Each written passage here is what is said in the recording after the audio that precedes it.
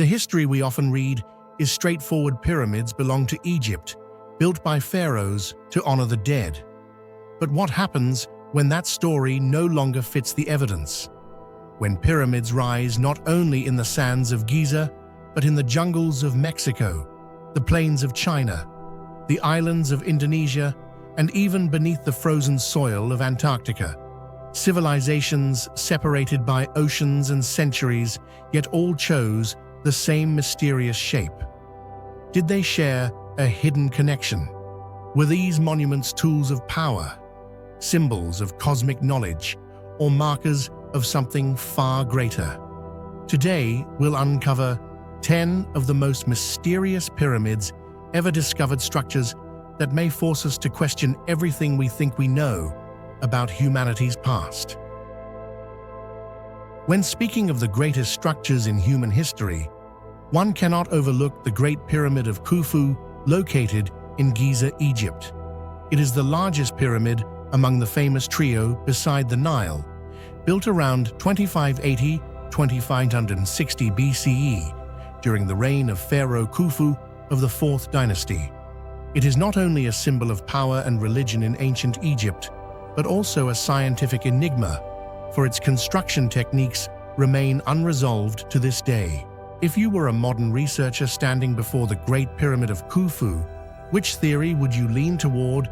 That the ancient Egyptians used massive human labor with intricate ramp systems, or that they once possessed construction techniques now lost to history? Share your thoughts in the comments below. At its completion, the Great Pyramid of Khufu reached 146.6 meters in height, making it the tallest structure in the world for over 300 years, until Lincoln Cathedral in England was completed in the 14th century. Today, due to the loss of its outer casing stones, it stands at about 138.8 meters. Each side of its base measures nearly 230 meters, covering more than 13 acres, about 5.3 hectares. Even more astounding is that this structure was assembled from about 2.3 million stone blocks, each weighing between 2.5 and 15 tons, with some of the granite slabs inside weighing over 50 tons. The total weight of the pyramid is estimated at 6.5 million tons. Constructing and transporting such mass with the primitive tools available more than 400–500 years ago remains a challenge beyond imagination. This is the most mysterious and controversial aspect. The ancient Egyptians left no detailed records describing the methods of construction, forcing scholars, archaeologists, and modern engineers to propose countless theories. All attempt to answer the same question: how could people of the 3rd millennium BCE cut, transport, and place gigantic stones with millimeter-level precision? The white limestone blocks were quarried near Cairo, while the massive granite slabs of the king's chamber were transported from Aswan, over 800 kilometers away. How the ancients moved tens of thousands of multi-ton stones across such distances remains uncertain. Some research suggests they floated them along the Nile on wooden barges, but raising the stones from the riverbanks up to a structure over 100 meters high was another immense challenge. One of the most popular theories suggests the use of massive ramps. These could have been straight ramps leading up to the pyramid, or spiral ramps winding around it. However, calculations show that such ramps would have required kilometers of length and a volume of material even greater than the pyramid itself, casting doubt on the idea. Some researchers proposed that the Egyptians may have invented giant levers or wooden cranes. Yet with blocks weighing tens of tons, the timber available in ancient Egypt would likely not withstand the load. A group of chemists suggested that Egyptians did not transport solid blocks, but created limestone concrete by crushing stone and casting it in molds. However, modern analysis shows the crystalline structure of the blocks is entirely natural, ruling out artificial concrete. The stones are fitted so tightly that even a razor blade cannot fit into the joints.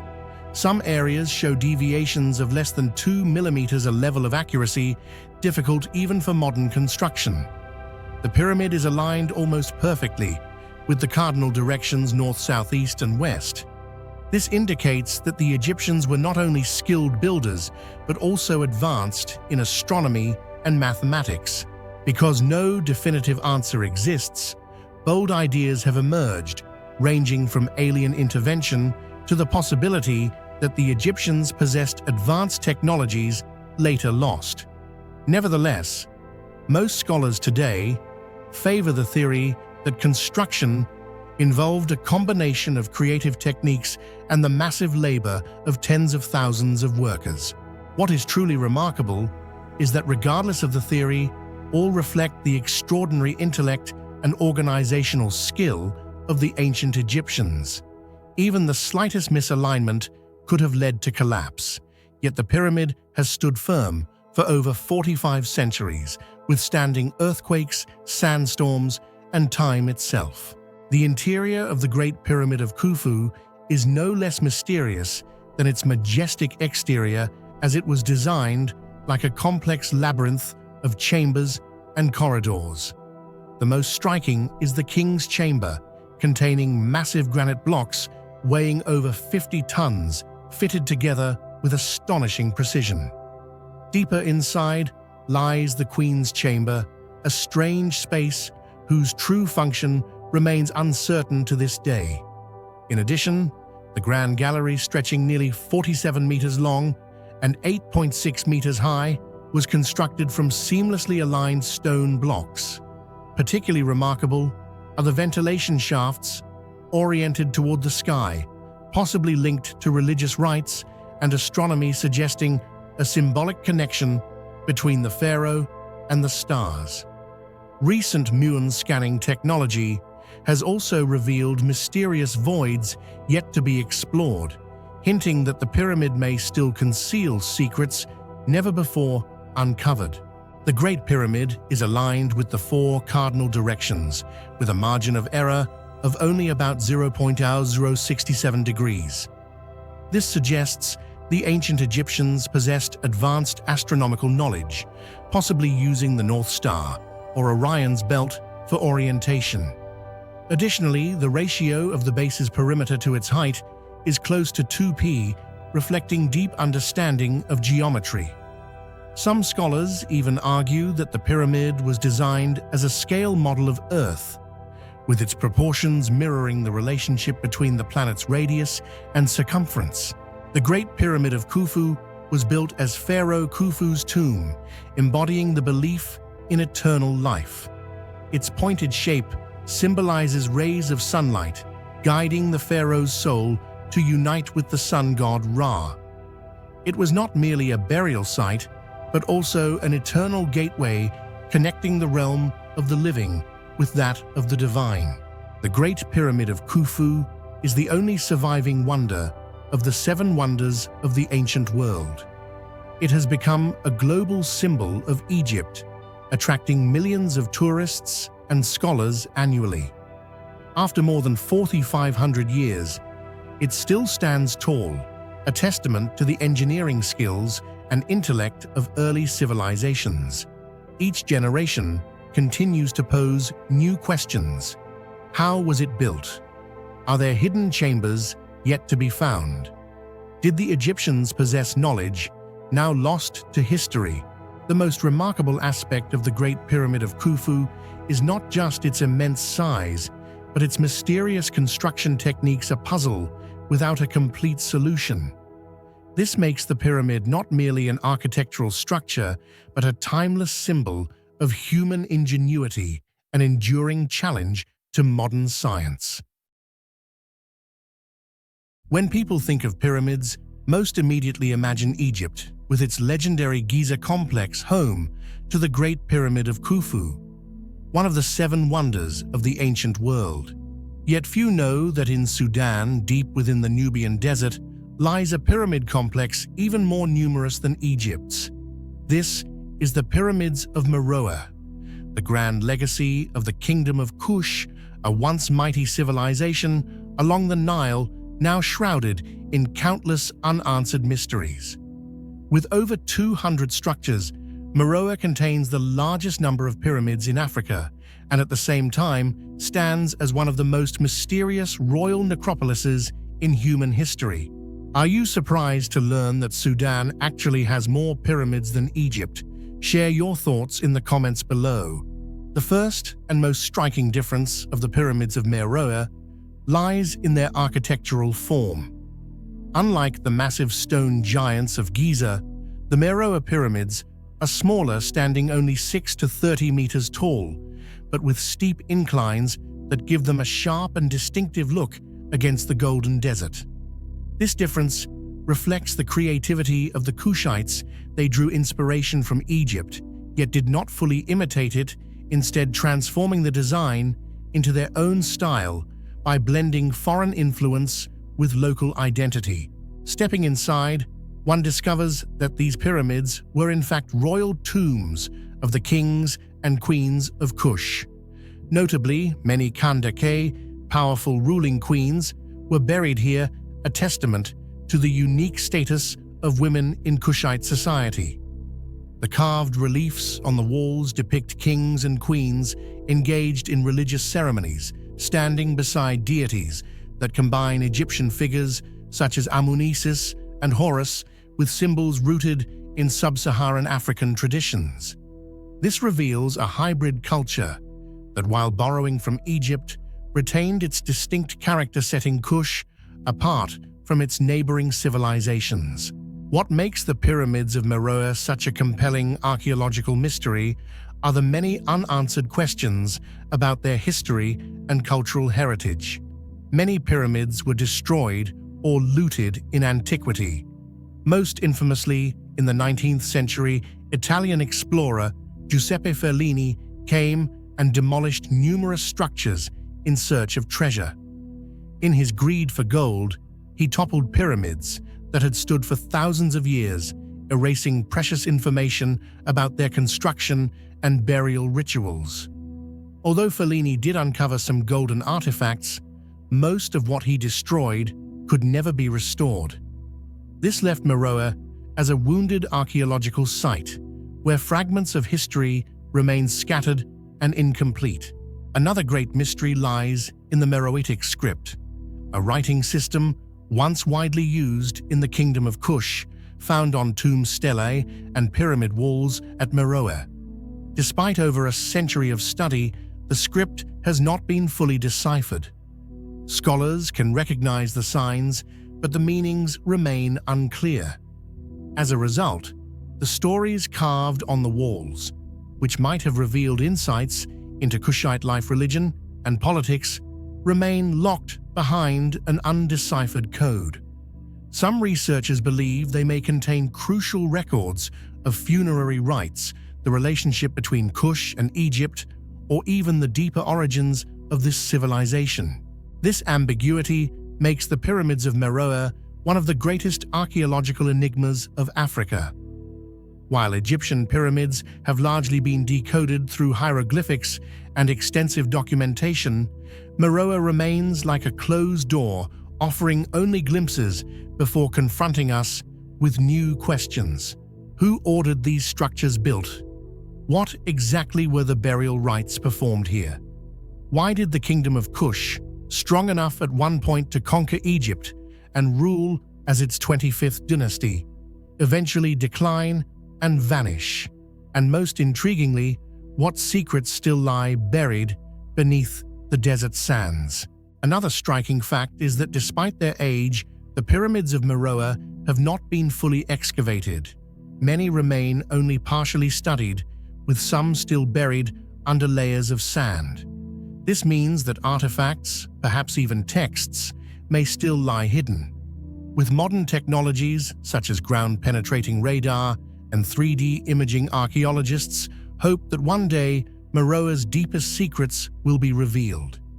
Yet past destruction and current conservation challenges make such research a difficult task.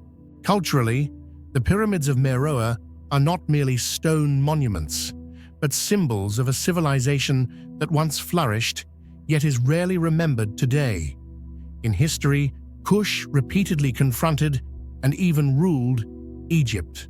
But while Egypt is celebrated worldwide as one of humanity's greatest civilizations, Kush is often forgotten. The pyramids of Meroe stand as undeniable evidence that Kush was not just Egypt's shadow, but an independent empire with its own identity and important contributions to human history. In 2011, UNESCO recognized the pyramids of Meroe as a World Heritage Site, acknowledging their immense cultural value as a reflection of cross-cultural exchange and Kushite political power. Today, travelers can admire them in the Sudanese desert, where sharp stone silhouettes rise from golden sands against the deep blue sky, creating a scene both majestic and desolate. For scholars, however, Meroe is not merely a tourist attraction, but an archaeological code, challenging humanity's every attempt at decipherment. In conclusion, the pyramids of Meroe are remarkable not only for their number and unique architecture, but also as a treasure trove of unsolved mysteries. These very enigmas have turned Meroe into one of the world's most captivating archaeological sites, where every stone and every carved symbol whispers questions without answers. And perhaps it is precisely this aura of mystery that ensures Meroe's enduring allure, drawing people to forever wonder, study, and explore. In human history, there are monuments that far surpass the imagination of the era in which they were built. One of them is the Pyramid of the Sun in the ancient city of Teotihuacan, Mexico. It is one of the greatest constructions of pre-Columbian America, comparable to the wonders of Egypt and Mesopotamia. With a height of about 65 meters, a base nearly 225 meters wide, and millions of cubic meters of stone, this monument continues to raise countless unanswered questions. What do you think about the mystery of the builders of the Pyramid of the Sun? Do you believe it was created by a single civilization or the result of many cultures working together? Share your thoughts in the comments below. What makes the Pyramid of the Sun truly remarkable is not only its enormous scale or the sophistication of its astronomical alignment, but above all, the mystery of the people who built it. When the Aztecs arrived here in the 14th, 15th centuries, the city of Teotihuacan had already been abandoned for centuries. They called it the place where men become gods, a name reflecting the awe and sacred aura evoked by this ancient city. The Aztecs did not claim to be descendants of the builders. They were merely strangers who rediscovered the grand ruins and attached religious legends to them. Archaeologists today agree that Teotihuacan was once a super city home to more than 100,000 people, flourishing between the 1st and 6th centuries AD. It was the political, economic, and religious center of Mesoamerica. However, the strange thing is that there are no direct records left by the Teotihuacan people to tell us who they were, what language they spoke, or how their society was organized. Unlike other civilizations such as the Maya or the Aztec, which left behind writing systems, carved stelae, and religious texts, Teotihuacan left almost no documentation. This has cast the entire story of the builders of the Pyramid of the Sun into the shadows of history. One theory suggests that Teotihuacan may have been built by multiple ethnic groups working together. Archaeological studies show that the city had many districts marked by different cultural traits, from Zapotec Maya to Mixtec. This has led some scholars to believe that Teotihuacan was not the product of a single people, but rather a multi-ethnic hub, where different communities lived together and cooperated to build such a colossal monument. Yet, if that were the case, who was the leader and coordinator of this grand project? To build a pyramid with a base larger than the Great Pyramid of Giza, there must have been an extremely tight, almost state-like organizational system. Another highlight that deepens the mystery is the construction technology. The pyramid was made from millions of massive stone blocks. The Teotihuacan people had no wheeled transport, no draft animals like horses or oxen, and no evidence of pulley systems. So how did they transport position and secure such enormous weight with precision? Some layers of the pyramid even contain mica, a mineral with reflective and insulating properties believed to have been sourced from faraway Brazil. Transporting this material across thousands of kilometers just to include it in the pyramid has raised further doubts about its true purpose. Was it merely a ceremonial site, or did it serve another unknown function? In 1971, the discovery of a tunnel and cave beneath the Pyramid of the Sun deepened the enigma even further. This cave was not natural. It had been modified and used as a ceremonial space. In Mesoamerican belief, caves often symbolized the place of origin of the world and humanity. Placing a massive pyramid on top of such a cave might signify that this was the navel of the universe, where heaven and earth converged, making it the religious heart of the region. Yet who exactly conceived and managed this divine-scale construction remains unanswered. Some scholars believe that the builders of Teotihuacan may have been the precursors of the Toltec, a people later famous for their monumental architecture and influence on the Aztec. Others argue it was the work of migrant groups from the north who joined with local communities.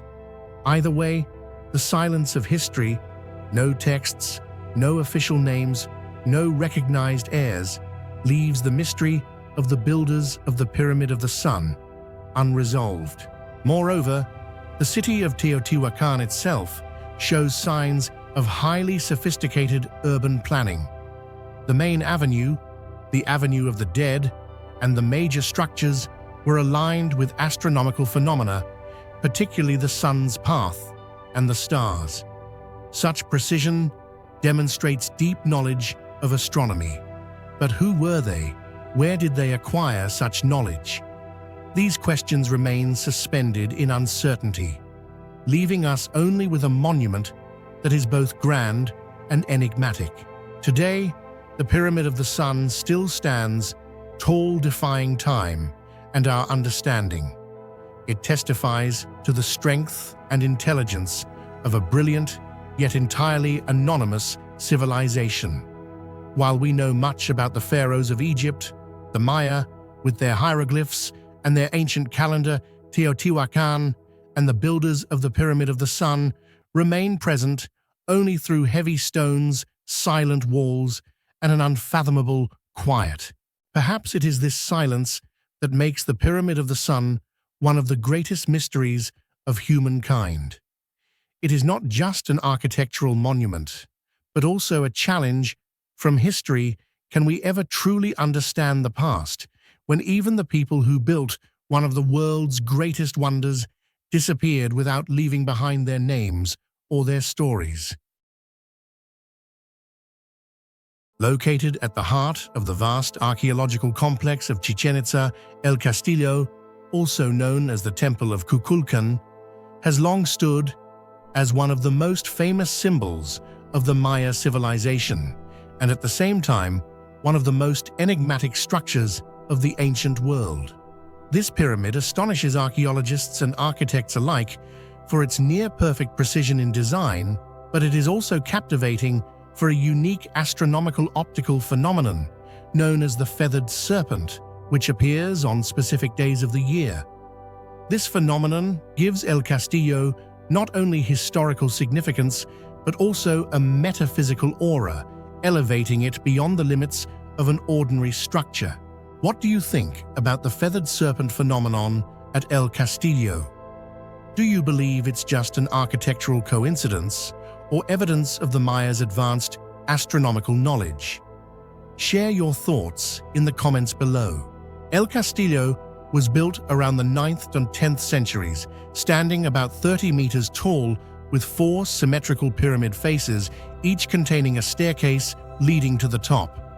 The arrangement of each step and angle was anything but random. The Maya meticulously designed it to serve as a giant astronomical machine. The pyramid has a total of 365 steps, corresponding exactly to the number of days in a solar year. This demonstrates the Mayas' advanced understanding of astronomy and the motion of the sun and earth. But what makes El Castillo even more mysterious is the strange interplay of light and shadow that occurs during the equinoxes.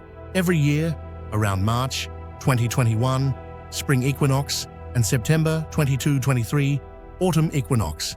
As the sun sets on the western horizon, sunlight strikes the northwest corner of El Castillo, creating a series of triangular shadows that move down along the stairway. Gradually, these triangles link together to form the shape of a massive serpent, slowly descending from the pyramid's summit. At the base of the northern staircase, the Maya carved limestone serpent heads with wide-open mouths and intricate details. When the serpent of light connects with the stone head on the ground, a perfect illusion is born of feathered serpent, Kukulkan, slithering down to reunite with the Maya people. This event is not only symbolic, but also reflects the deep integration of architecture, religion, and astronomy within Maya culture. Kukulkan, the feathered serpent deity, was one of the most important gods in the Maya pantheon, embodying the union of sky and earth, fire and water, death and rebirth. For the Maya, the feathered serpent was not merely a natural spectacle. It was the very manifestation of divine power, a reminder of the cyclical nature of time and the eternal rhythm of life. Many scholars believe this phenomenon served as a marker for the agricultural calendar, particularly the maize planting season, maize being the most sacred and essential crop for the Maya. When Kukulkan descended, it signaled that the rainy season was approaching and it was time to prepare for cultivation. Thus, the pyramid was not only a ceremonial center, but also a colossal solar calendar directly tied to agricultural life. This precise synchronization of cosmic knowledge with societal needs reveals the Maya's profound understanding of the universe and nature. What is astonishing is that the feathered serpent effect could only occur if El Castillo was built with flawless accuracy in angle height and stairway proportions. A slight deviation would have nullified the entire phenomenon. This raises a great question. How did the Maya, a civilization without advanced metal tools or modern technology, achieve such architectural and astronomical precision? Did they develop a unique system of measurement and observation still unknown to us today? Or did they access a mysterious source of knowledge far beyond what we usually attribute to the ancient world? Beyond the optical mystery, El Castillo also conceals another marvel. When someone claps their hands at the base of the pyramid, the echo that bounces back from the stone steps resembles the call of the Quetzal bird, a sacred bird associated with Kukulkan. The interplay of sound and light turned El Castillo into a multi-sensory structure where humans could experience the divine through both sight and hearing. This demonstrates that the Maya not only mastered astronomy and mathematics, but also possessed deep knowledge of acoustics and psychological effect. All these elements combined have made El Castillo an irreplaceable symbol of the Maya civilization. It stands as evidence of the intimate connection between religion, science, nature, and community life. Moreover, the feathered serpent phenomenon opens a window of mystery for modern people to ask timeless questions. Was this only a coincidence or proof of an advanced level of knowledge we have yet to comprehend? Was Kukulkan merely a religious symbol or a trace of cosmic wisdom that the Maya sought to pass down to future generations? Today, every year during the spring and autumn equinoxes, thousands of visitors from around the globe gather at Chichen Itza to witness the magical moment when the feathered serpent appears. This is not just a tourist event, but also a spiritual experience where people connect with the past, with ancient wisdom, and with the vast cosmos. Standing before El Castillo, many feel their own smallness, yet simultaneously sense the grandeur of civilizations long gone. People who may not have had modern technology, but certainly possessed extraordinary intellect.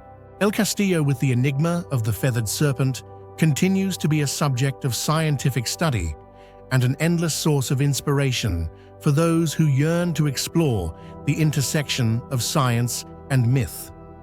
It is not merely a cultural heritage site, but also a reminder that the past still hides secrets yet to be uncovered. And perhaps in those fleeting moments, when darkness blends with light, as the feathered serpent emerges upon the ancient steps, we truly perceive the eternal heartbeat of time, where humans, gods, and the cosmos meet in an endless dance. Hidden deep within the dense jungles of the Petén region in northern Guatemala lies a monumental structure that many people today have never even heard of: the La Danta Pyramid.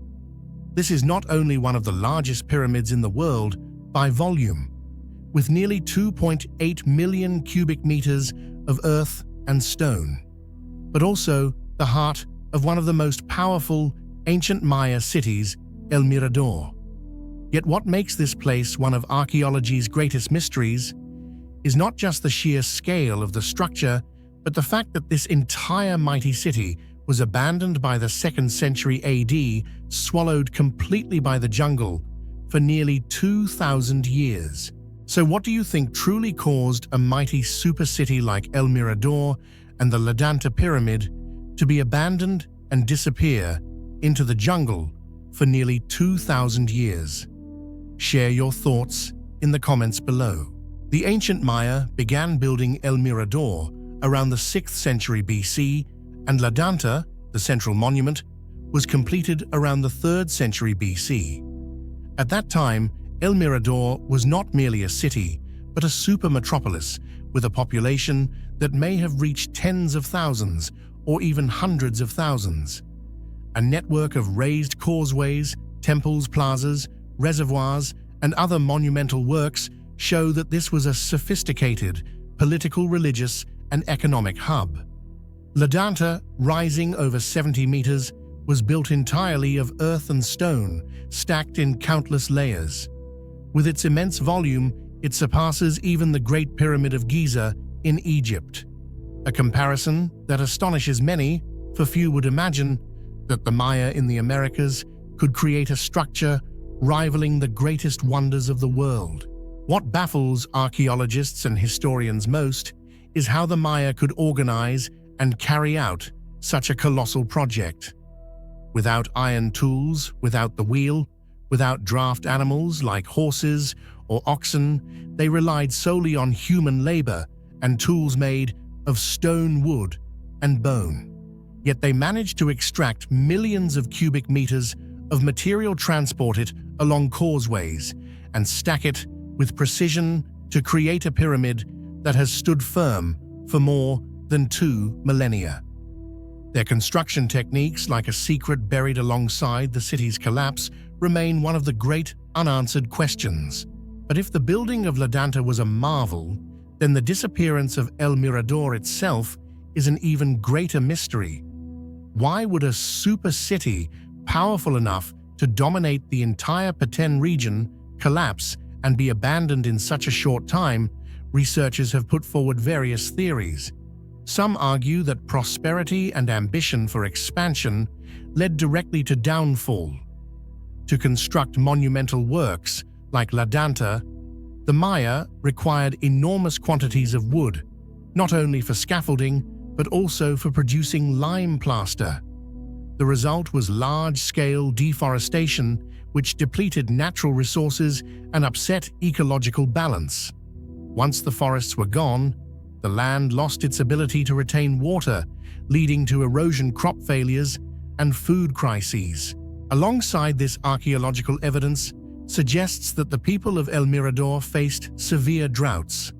The vast reservoirs that once sustained the city dried up, and as the population grew, water became increasingly scarce. Social conflicts may have erupted, leading to internal strife and the collapse of political authority.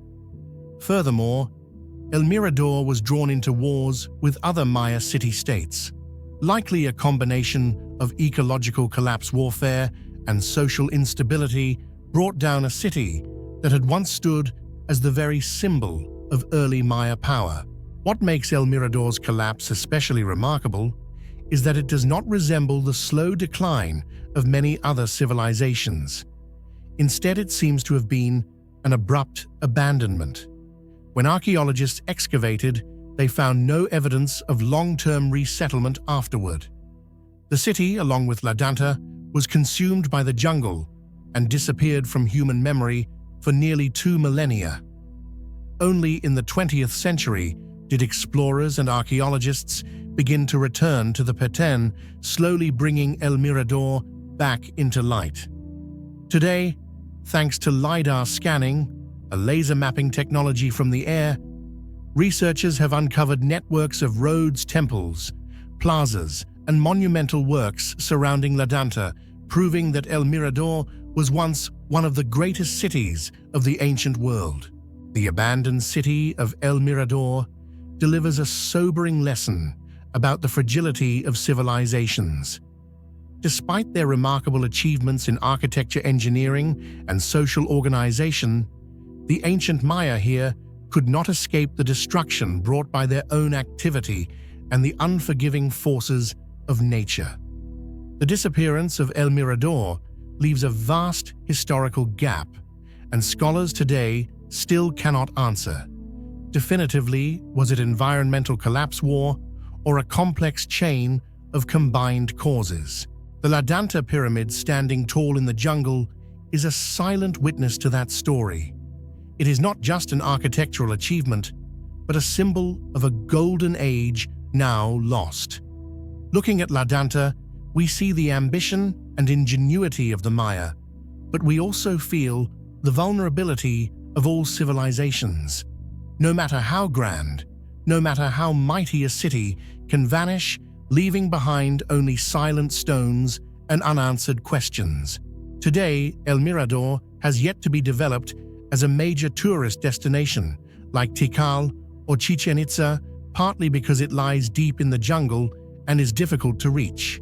This very isolation adds to the mystery of Danta. For archaeologists, it is like a portal into the past, where every new discovery has the potential to reshape our understanding of the Maya civilization. For lovers of history, El Mirador stands as a symbol of rise and collapse, a city once at the pinnacle of power that then vanished without a trace. The Danta pyramid, therefore, is not only a monumental feat of material construction, but also a pyramid of unanswered questions. Its greatest mystery does not lie in how it was built, but in the story of an abandoned city. A reminder that every civilization, no matter how glorious, can ultimately be erased by nature and time. Hidden in the arid valley of the Soup Desert, about 200 kilometers north of present-day Lima, Caral emerges as a living testament to the existence of a once glorious but nearly forgotten civilization. With an estimated age of around 5,000 years, Caral is considered the oldest city in the Americas, marking the beginning of the Norte Chico civilization, a complex urban society that developed in parallel with Egypt, Mesopotamia, and the Indus Valley. What makes Caral special is not only its astonishing age, but also the sophisticated construction techniques that its ancient builders created to master a harsh, natural environment. What do you think about the fact that a 5,000-year-old civilization in Caral could develop in parallel with Egypt and Mesopotamia and even possess such sophisticated earthquake-resistant construction techniques? Share your thoughts in the comments below. Caral is not a single monument. It is a vast architectural complex, stretching over about 65 hectares, consisting of 6 main pyramids, many sunken circular plazas, large ceremonial courtyards, and diverse housing systems. Among them, the Corral Pyramid, also known as Pyramide Maya, rises about 18 meters high and covers an area of more than 150 by 160 meters. From its summit, one can overlook the entire Super Valley and the winding river below, a location that was not only strategic but also reflected the spatial planning mindset of the ancient inhabitants. Yet, what astonished archaeologists the most was not the scale, but the sophisticated construction techniques of the Corral people. Despite living in a harsh desert environment and being heavily affected by earthquakes due to their location along the Pacific Ring of Fire, they discovered ways for their structures to endure for millennia. The greatest discovery is the use of shikras, mesh bags woven from plant fibers and filled with stones. These stone-filled bags were stacked and compressed, acting as a system to absorb and disperse seismic energy. When an earthquake occurred, instead of collapsing the structure, the shock waves were absorbed and distributed by the shikras, allowing the buildings to remain standing. This is regarded as one of the earliest and most advanced anti-seismic techniques in the world, far beyond what we might imagine for a society 5,000 years ago. Moreover, the way Corral organized its space was scientifically rational and astonishingly advanced. The pyramids were aligned with ceremonial plazas, forming communal gathering points. The sunken circular plazas were skillfully built with concentric stairways, not only producing echoing acoustic effects for rituals, but also demonstrating an architectural mastery of resonance. These elements prove that Corral was not constructed randomly, but with urban planning and superior building technology. What is peculiar is that despite such advanced construction, Corral shows no traces of warfare. Archaeologists have found no weapons, no fortifications, and no evidence of collective violence. Instead, Corral society thrived on trade agriculture and religious rituals. They cultivated cotton fished and exchanged products with neighboring regions.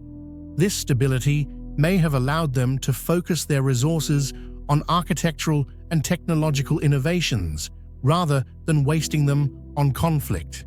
Another aspect not to be overlooked is Corral's sustainability in construction. By using local materials, stone, earth, plant fibers, combined with technical creativity, the Corral people built structures that not only withstood natural disasters, but also harmonized with the environment. They did not exploit nature destructively, but used available resources wisely for the benefit of the community. This is a philosophy that even modern society can learn from. Music and rituals also played a central role in Corral's life. At many sites, archaeologists discovered flutes made from bird bones and horns, crafted from fish carcasses, instruments with mystical tones closely tied to religious ceremonies held within the circular plazas. Combined with architectural spaces designed for sound resonance, Corral seems not just a city, but a gigantic spiritual stage where humans communicated with the divine through music, firelight, and architecture. The influence of Corral did not end within the Super Valley. Ample evidence suggests that Corral was the foundation for later Andean civilizations, including the Inca. Elements such as urban planning, earthquake-resistant construction, communal religious rituals, and the centrality of trade continued to be preserved, developed, and transformed over millennia. Today, when we look back at Corral, we see not only an ancient city, but also a blueprint for peaceful and sustainable social development. In particular, their use of shikras has opened a new perspective on humanity's capacity for creativity in the past. It proves that even without metals, wheels, or writing, humans could create monumental works that endure through time by relying on intelligence, innovation, and communal spirit. Therefore, Corral Pyramid is not merely an archaeological site, but a message to the modern world. Technology does not only come from machines, but from collective intelligence and harmony with nature. In an era when we face earthquakes, climate change, and environmental crises, Corral stands as a reminder that our ancestors once found sustainable solutions that still hold value today. When people think of pyramids, most immediately recall the colossal monuments of Egypt, the stone step structures of Mexico, or the enigmatic pyramid complexes of South America. Yet few are aware that in China, another of the world's great ancient civilizations, there also exists a system of pyramid-like constructions built thousands of years ago. Among them, the most striking is the White Pyramid of Xi'an, also known simply as the White Pyramid. For decades, it has been at the center of heated debates among archaeologists, historians, and enthusiasts of lost civilization theories. What makes the White Pyramid particularly fascinating is that it does not only appear in traditional archaeological accounts, but is also tied to strange reports dating back to World War II. Several American pilots claimed to have seen with their own eyes a gigantic white pyramid rising from a valley near Xi'an, a structure that could rival or even surpass the Great Pyramid of Giza. These testimonies turned the White Pyramid into one of the most captivating mysteries in world archaeology. So, what do you think?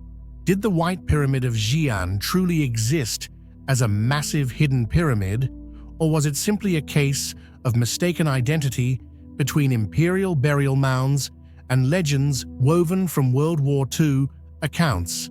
Share your thoughts in the comments below. In 1945, as World War II drew to a close, a number of American pilots flying over China reported sighting an immense pyramid near the city of Xi'an. They described its most striking features as being gleaming white in color, with smooth surfaces, steep symmetrical sides, and perfectly balanced proportions. Some even claimed its height might exceed 300 meters, a staggering figure that, if true, would make it taller than any known ancient pyramid. These accounts quickly spread, sparking speculation about the existence of a great Chinese pyramid. Western journalists and researchers attempted to verify the claims, but were met with silence or restricted access from Chinese authorities. This ambiguity only heightened the aura of mystery, leaving the White Pyramid half legend, half reality, both an archaeological enigma and a modern myth. Of all the elements that make the White Pyramid extraordinary, its shape and structure remain the most compelling. Unlike many traditional Chinese imperial tombs, which often appear as rounded hills or earthen mounds, the White Pyramid was described as having the nearly perfect geometry of a true pyramid, 4 evenly sloping sides oriented almost precisely to the cardinal directions, and, most intriguingly, an entirely white surface. Some theories suggest this whiteness came from a coating of plaster or bright stone applied in antiquity, intended to give the monument a sacred appearance and allow it to gleam in the sun. Imagine in the middle of a lush green valley, a colossal pyramid cloaked in radiant white glowing under the sunset, an image so overwhelming that the American pilots could never forget it. The similarities with Egyptian pyramids are striking. Ancient Egyptians also sheathed their pyramids in smooth white limestone, making them shine like beacons of the desert. This parallel raises a profound question. Was there a transfer of architectural ideas across civilizations, or is this simply a universal human impulse to create artificial mountains as symbols of divine connection? The mystery deepens with the question of materials and construction methods. If the White Pyramid truly reached heights of several hundred meters, then building such a massive, stable, and symmetrical structure with rammed earth or stone blocks thousands of years ago would have required techniques beyond conventional understanding. Most tombs around Xi'an were constructed using rammed earth, a technique of compacting layers of soil into strong walls. But could this method alone have produced a towering white pyramid? Or does it suggest the existence of lost construction knowledge? Modern satellite imagery and surveys show that many earth pyramids near Xi'an are step-like or flat-topped rather than pointed like the Egyptian pyramids. Yet eyewitnesses insisted that the White Pyramid had a sharp peak and sheer smooth sides, as if engineered with an advanced precision. This has led to speculation that either historians are confusing an imperial tomb with a true pyramid, or that the original design of the White Pyramid has been drastically altered by time erosion and vegetation. The White Pyramid is believed to lie within the Qinchuan Valley near the Qinling Mountains, an area famous for dozens of imperial tombs. Nature has cloaked the landscape so thoroughly that many pyramid-like mounds blend seamlessly with the surrounding hills, only distinguishable from above. For decades, the Chinese government restricted research in the area, citing the need to protect royal tombs until the proper technology is available for excavation. Yet this silence has fueled suspicion abroad, with some suggesting that authorities are hiding discoveries that might challenge conventional history, or simply concealing the sheer scale of the monument. Placing the White Pyramid in a global context invites comparisons with other great pyramids. In Egypt, pyramids served as tombs for pharaohs. In Central America, they were centers of ritual and sacrifice. What purpose might they have served in China? Could the White Pyramid have been the burial place of an unknown emperor, or a religious monument with symbolic meaning? What is especially puzzling is that the concept of constructing artificial mountains appears across many cultures worldwide in different eras without any direct contact. Perhaps this reflects a universal human drive, the desire to build towering monuments that reach toward the heavens, bridging the mortal world with the divine. Today, many Chinese archaeologists argue that what Westerners call the White Pyramid is in fact part of the broader system of imperial mausoleums around Xi'an. Indeed, hundreds of man-made mounds shaped like pyramids are scattered across the region. The most famous example is the mausoleum of Qin Shi Huang, guarded by the terracotta army itself, a gigantic earthen pyramid. Even so, the testimonies of a gleaming white pyramid over 300 meters tall have never been fully confirmed or denied. Some independent researchers believe the structure may exist, but is now overgrown, eroded, or buried. Satellite photos occasionally reveal pyramid-like shapes, but none clear enough to prove the existence of the legendary monument. Thus, the White Pyramid remains suspended in a gray zone between mainstream archaeology and speculative mystery. It may be a massive royal tomb, a unique monument waiting to be uncovered, or perhaps only a legend woven from wartime memories. The White Pyramid of Xi'an, China, is remarkable not only as a potential ancient construction, but as an unsolved riddle. Of all its aspects, the shape and structure are the most compelling: a colossal white pyramid, 4 symmetrical faces, a sharp peak reaching skyward, at once familiar and alien. It forces us to ask, how could the ancient Chinese have built such a monument? Did it ever truly exist, or is it a fusion of memory, legend, and imagination? Until a full excavation takes place, the White Pyramid will remain one of archaeology's most fascinating mysteries, a white mountain lying silent in the heart of China, awaiting humanity's attempt to decode it. Gunung Padang, a hill located in Cianjur, West Java, Indonesia, has long been regarded as one of the most extraordinary archaeological sites in Southeast Asia. Known as the largest megalithic site in Southeast Asia, Gunung Padang appears as a massive stepped complex covered with thousands of column-shaped basalt blocks. Yet what makes this place the center of heated global debate is not its sheer size or architectural form, but rather its controversial age, which has the potential to overturn our entire understanding of human civilization's history. If Gunung Padang truly dates back tens of thousands of years, far older than Mesopotamia or Egypt, would that mean our entire understanding of civilization's origins is wrong? Share your thoughts in the comments below. We'd love to hear your perspective. According to mainstream surveys, archaeologists in the 20th century determined that Gunung Padang dates back around 2,500 to 3,000 years, placing it in the Bronze Iron Age and likely serving as a ceremonial or religious center for local inhabitants. This interpretation aligns Gunung Padang with other megalithic monuments across Asia, Africa, and Europe, such as Stonehenge, England, or the Standing Stones of Karnak, France. However, since the early 21st century, a series of new studies has shocked the world.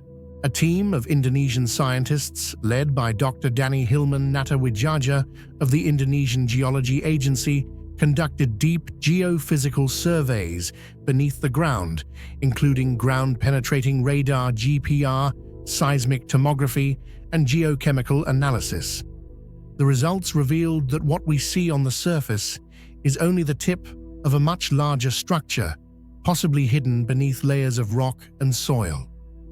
Data indicated that beneath the basalt terraces lie multiple structural layers, some of which may have been artificially arranged tens of thousands of years ago. The most astonishing revelation came from radiocarbon C14, dating of organic samples deep within the structure.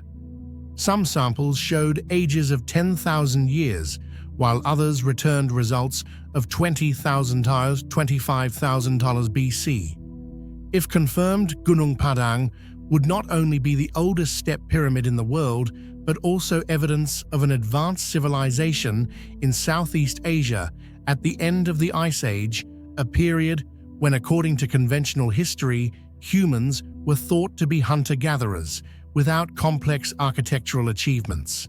This sharp contrast in interpretation has turned Gunung Padang into an academic battlefield. On one side are traditional scholars who argue that the extremely old ages result from geological disturbances or mixed samples from different eras. On the other side, mainly the Indonesian Geological Research Team insists that the scientific data cannot be dismissed. Gunung Padang may indeed be evidence of a forgotten prehistoric civilization.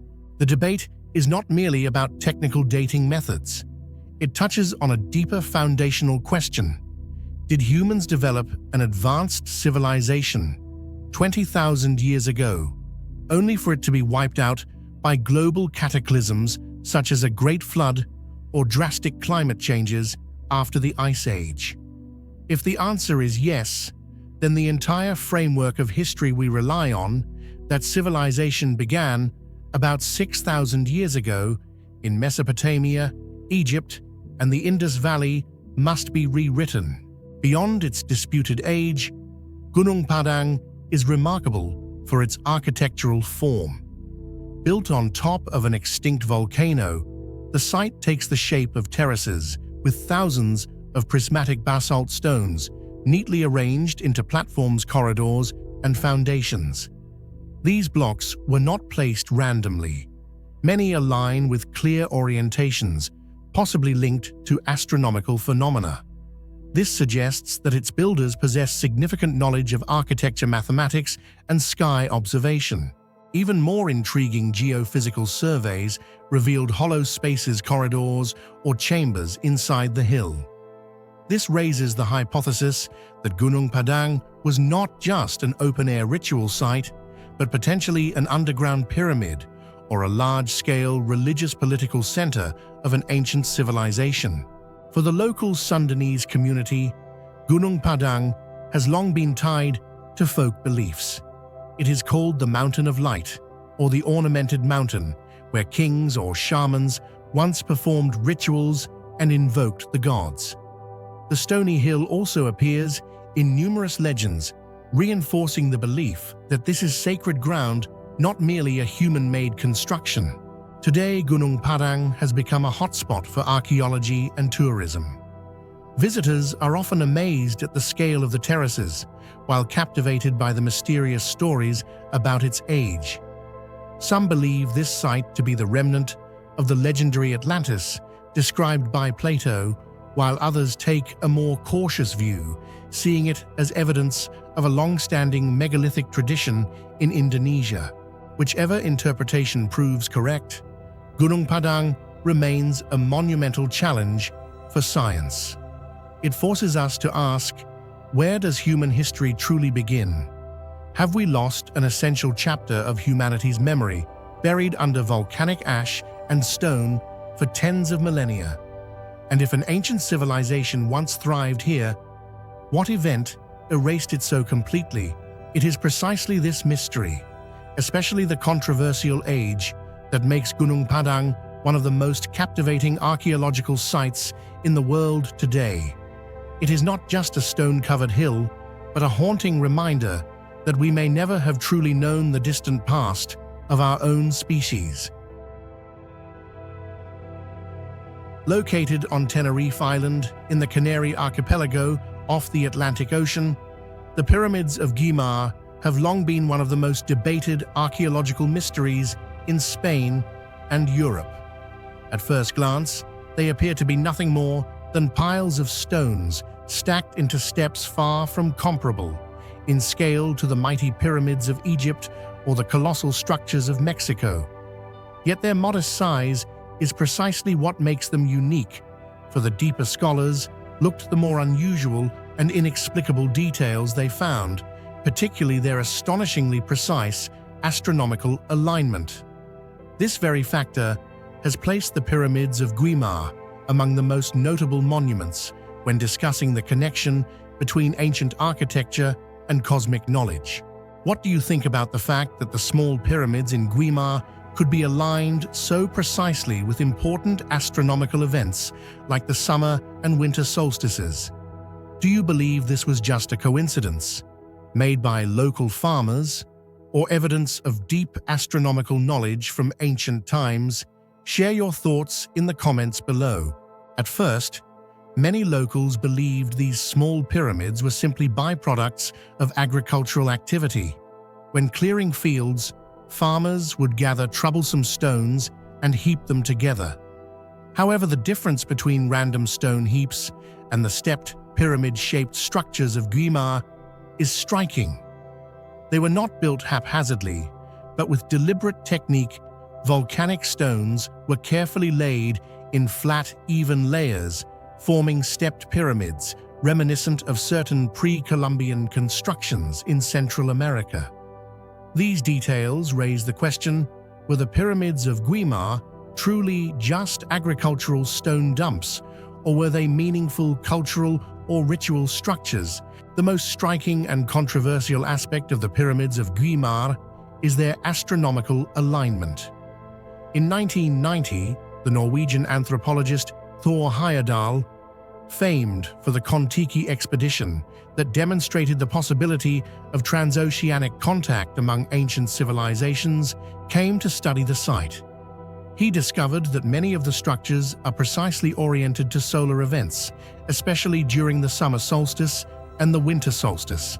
At sunrise on the summer solstice, the light appears exactly along the axis of certain pyramids, creating a spectacular illumination effect. Similarly, at sunset, on the winter solstice, the sun aligns perfectly with lines marked by the stone structures. This is no mere coincidence, for the chance of random stone heaps aligning with such major celestial events is extremely small. Instead, it shows that the builders possessed substantial astronomical knowledge enough to observe, calculate, and construct according to the precise movements of the sun. This finding elevates the pyramids of Guimar beyond the category of meaningless farm byproducts and places them alongside other famous astronomical ritual monuments such as Stonehenge in England or Chichen Itza in Mexico. In both cases, architectural alignments correspond to solstices or equinoxes, critical markers for agricultural calendars and religious ceremonies. At Guimar, the solar phenomena suggest the pyramids may have once been used to track cycles of time support, agricultural planning, or even conduct sun worship rituals. The significance of this orientation becomes even more intriguing in its historical context. The Guanche people, indigenous inhabitants of the Canary Islands before Spanish colonization, had a diverse culture with nature-related rituals. Yet direct archaeological evidence linking them to pyramid construction is lacking. Some scholars claim the Guanches built them as they were known to use stone in other structures. Others argue the pyramids were built as late as the 19th century by local farmers, but either intentionally or accidentally still ended up aligned with ancient astronomical principles. The mystery deepened when Thor Heyerdahl noted similarities between the pyramids of Guimar and stepped pyramids in Egypt and the Americas. He suggested that the shared construction style and astronomical orientation might be evidence of transoceanic connections in antiquity, a controversial yet fascinating idea. Heyerdahl argued that if ancient peoples could cross oceans carrying their knowledge and pyramid-building traditions, then the pyramids of Guimar could be one of the surviving clues to such cultural exchanges. Today, the pyramids of Guimar are preserved as an ethnographic and archaeological park. Visitors can observe the stone steps firsthand, witness the solar alignments, and explore competing theories about their origin. Although no final answer has been reached, their most remarkable feature remains their astronomical arrangement, a quality shared by the world's most famous monuments that illustrate humanity's deep bond with the cosmos. The existence of these modest pyramids on Tenerife does more than spark debate about construction techniques and purposes. It raises broader questions. Did ancient peoples across the world share a common astronomical language to connect with the sky? Was observing the sun and cosmic cycles an instinctive part of civilization's growth? Is that why we find astronomical alignments not only in Egypt, Central America, and Europe, but even here in the Canary Islands? This uncertainty has transformed the pyramids of Guimar into a captivating mystery. They lack grand scale and ornate monuments, yet their very humility highlights an essential truth. Sometimes the smallest structures conceal the greatest knowledge. And at Guimar, that knowledge is none other than astronomy, the bridge between earth and sky, between humanity and the cosmos, between the present and the distant past. The Pyramid of Cestius in Rome. Italy is one of the strangest and least known monuments of ancient Rome, yet it carries a special value in terms of history, architecture, and culture. When people think of Roman architecture, they immediately picture the grand Colosseum, massive amphitheaters, sprawling public baths, or the bridges and aqueducts that showcased timeless engineering power. Yet in the middle of modern Rome stands a pyramid in the Egyptian style, instantly evoking the desert of the Nile, rather than the banks of the Tiber. This very out-of-place quality makes the monument remarkable, for it is not simply a tomb, but also a symbol of cultural fusion, of the wave of Egyptianization that spread strongly among the Roman elite during the age of Augustus. So, what do you think? Does the appearance of an Egyptian-style pyramid in the heart of ancient Rome represent a strong sign of cultural exchange, or was it simply the unique taste of the Roman elite? Share your thoughts in the comments below. The most distinctive feature, and the one that leaves the strongest impression, is its unusual shape. Unlike Roman structures that emphasized grandeur and balance, this pyramid rises in a sharp, narrow form, almost the opposite of the solid, heavy qualities of traditional Roman architecture. At about 36 meters high, and with a base of roughly 30 meters, the Pyramid of Cestius is much more slender in proportion than the massive Egyptian pyramids. Whereas the pyramids of Giza slope gently, evoking stability and solemnity, the Pyramid of Cestius is steep with narrow sides that shoot upward like the tip of a spear. This strikingly different form has made it a unique phenomenon. No other Roman monument has a comparable design, and even when compared to Egyptian pyramids, it still stands apart.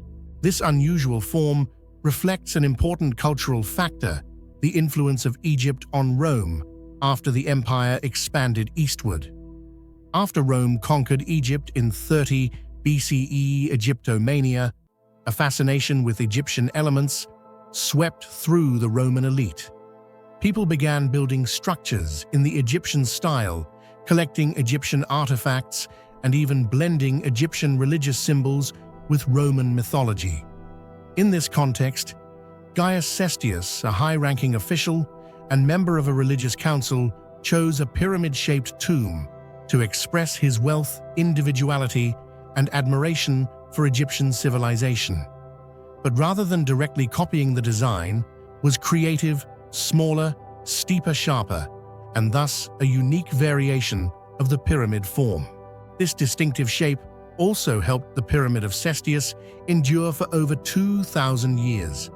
Built of Roman brick and concrete, materials renowned for durability, and clad in white marble, the pyramid exuded grandeur while also resisting the wear of time. Its sharp, steep design meant it was less affected by weight stress and erosion than broader, flatter structures. As a result, despite the collapse of ancient Rome wars and the growth of modern urbanization, the Pyramid of Cestius has stood tall in Rome, almost intact since the day it was built. Beyond its form, the monument is also notable for its purpose. It is the personal tomb of Gaius Cestius, constructed between 18 and 12 BCE. Inside is a small burial chamber, decorated with simple yet refined frescoes, reflecting the artistic tastes of Rome at the time. This shows the pyramid was not merely cultural imitation, but a deeply personal project that revealed the status, aesthetic sense, and desire for immortality of a powerful Roman figure. The location of the pyramid further adds to its significance. It lies near the Porta San Paolo on the important road leading to the ancient Via Ostiense Cemetery. Later, when Emperor Aurelian built the Roman city walls in the 3rd century, the pyramid was directly incorporated into the defenses. This was a stroke of luck, because being part of the city wall preserved it for centuries. While many Roman structures were destroyed or quarried for building materials, the Pyramid of Cestius survived almost intact thanks to this dual role, both tomb and fortress. Today, the Pyramid of Cestius holds immense historical and cultural value. It is the only surviving pyramid in Rome and one of the very few outside Egypt to remain in such good condition. Its existence is powerful proof of Rome's ability to absorb and adapt foreign elements, turning them into distinctive symbols and leaving a unique legacy. For archaeologists and modern visitors alike, the Pyramid of Cestius is not just a tomb, but also a reminder of the complexity and diversity of Roman civilization, a culture that was always expanding, absorbing, and transforming. Looking closely at its shape, one can see multiple layers of meaning. Its sharp, pointed form may be interpreted as a symbol of the Roman aspiration for immortality, while also reflecting practicality, smaller than Egyptian pyramids, easier to construct, and well-suited to the urban landscape of Rome.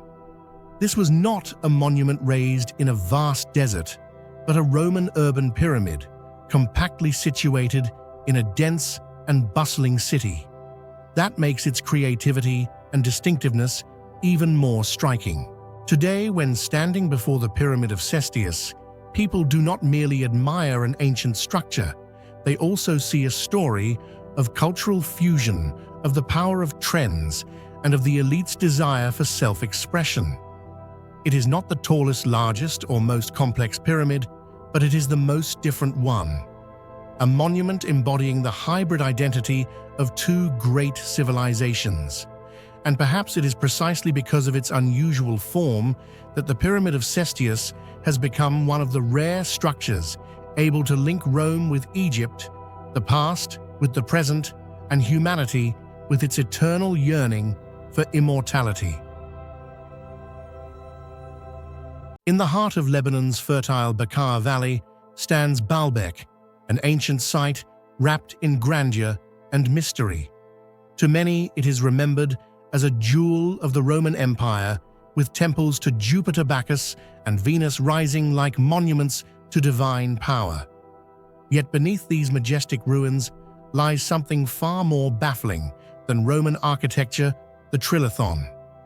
Three unimaginable stones, each the size of a locomotive rest, perfectly aligned in the foundation of the Temple of Jupiter.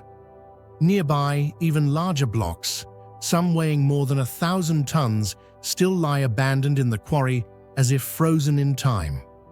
These megaliths defy not only the imagination, but also the limits of engineering. How could ancient builders, without modern cranes or machinery, have carved, moved, and set in place stones so massive with such flawless precision? So, what do you think is the most reasonable explanation for this marvel? Was it human strength, a lost technique, or perhaps some other mysterious factor? Share your thoughts in the comments below. When speaking of the trilithon at Baalbek, the first and most striking feature is its colossal size, far beyond any construction standard of the ancient world. Each of the three blocks measures 19 to 20 meters in length, more than 4 meters in height, nearly 3.6 meters in width, and weighs on average between 800 and 1,000 tons. Set neatly in the foundation of the Temple of Jupiter, they fit so tightly that not even a thin sheet of paper could slip between them. Such perfection not only amazes us with its scale, but also raises deep questions about the construction techniques that ancient civilizations once possessed. It seems almost unbelievable that thousands of years ago, humans could handle such gigantic stones, while even modern technology struggles with objects exceeding 500 tons. Remarkably, in the nearby quarry, archaeologists have found unfinished blocks, including the famous Stone of the Pregnant Woman, weighing about 1,000 tons, and another that reaches an astonishing 1,650 tons.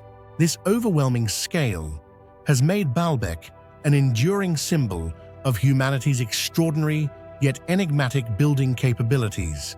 The greatest question still lingers: how did the ancients do it? Even the task of cutting those massive blocks from the quarry was already grueling, since the tools available at that time were mostly copper, crude iron, or hard stone, materials ill-suited for precise shaping. Yet the greatest challenge did not lie in extraction, but in transportation and installation. From the quarry to the construction site, blocks weighing hundreds, even thousands of tons had to be dragged over distances of hundreds of meters, then lifted to heights of 7 to 10 meters to be placed in the foundation. Theories often mention wooden rollers, pulley systems, or inclined ramps, but all encounter the same obstacle.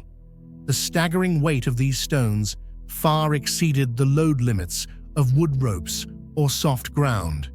Beams would snap, ropes would break, and the soil beneath would sink under the pressure. This makes the question of how ancient builders truly managed to move and position such colossal stones one of archaeology's most intractable mysteries.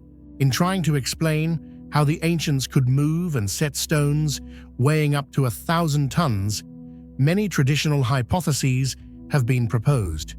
The most common is the idea of a massive inclined ramp stretching for hundreds of meters, allowing the blocks to be dragged step by step into position. However, when examined closely, this solution reveals numerous flaws. The manpower required would number in the tens of thousands. The amount of material needed to construct such a colossal ramp would exceed realistic supply, and most importantly, no archaeological trace of such auxiliary structures has ever been found at Baalbek. Other suggestions include the use of draft animals or taking advantage of the rainy season to reduce ground friction. Yet the staggering weight of the blocks, many reaching 1,000 taels to 1,650 tons, makes these options highly implausible. Even in modern times, moving such a stone demands multi-wheeled transporters, reinforced roads, and giant cranes, all carefully engineered. This lack of convincing explanations is precisely why Baalbek remains one of history's enduring unsolved mysteries. The unanswered mystery of the Trilithon has fueled heated debates about who its true builders were. Many scholars in the traditional camp argue that the Romans were the engineers behind this feat, as they were renowned for their ability to construct roads, aqueducts, arenas, and monuments that have endured for millennia. The organizational power and technical expertise of Rome are often considered sufficient to explain the monumental scale of Baalbek. However, some archaeological evidence suggests otherwise. The foundation on which the Trilithon blocks rest appears to have been built in a much earlier era, possibly predating the Roman presence in the region. Several researchers believe that the Romans may have been mere inheritors, reusing an already colossal foundation to raise their magnificent temple of Jupiter. From this, a controversial hypothesis emerges. Could there have been a pre-Roman, perhaps even pre-Phoenician civilization that once existed here and left its mark through a construction far ahead of its time? When practical explanations seem insufficient, many turn to more mystical hypotheses to explain the Trilithon. Some suggest that ancient people once possessed lost secrets, such as the ability to reduce the weight of stone through sound waves or vibrations, allowing them to move colossal blocks with ease. Others link the monument to extraterrestrial civilizations, arguing that the Trilithon's extraordinary size and near-perfect precision are evidence that humanity once received assistance from visitors beyond Earth. Although mainstream science often rejects such ideas for lack of evidence, they continue to captivate the public imagination, offering intrigue, creativity, and a sense of wonder before one of history's greatest enigmas. One thing is certain: the Trilithon is not merely three large stones. They stand as proof of human ingenuity and strength, but at the same time challenge the limits of our current understanding of history. If even today, with cranes and industrial transport systems, we struggle to recreate such a structure, this only adds to the mysterious value of Baalbek. For thousands of years, the Trilithon has remained unmoved, defying earthquakes, invasions, and the harshness of weather. It has become a symbol not only of engineering, but also of resilience, endurance, and humanity's unanswered questions. Visitors come to Baalbek not only to admire Roman architecture, but also to stand before these colossal stones and wonder, could it be that human history still hides many missing pieces? As night falls over the Bekaa Valley, moonlight shines on these multi-thousand-ton blocks, and one feels even more deeply the grandeur and mystery of the Trilithon. They resemble silent giants, holding within them a story humanity has yet to decipher. And perhaps it is precisely that silence which makes Baalbek one of the most enigmatic and captivating places in world history. Thus, the most extraordinary feature of the Baalbek Trilithon is its mysterious construction technique that surpasses imagination.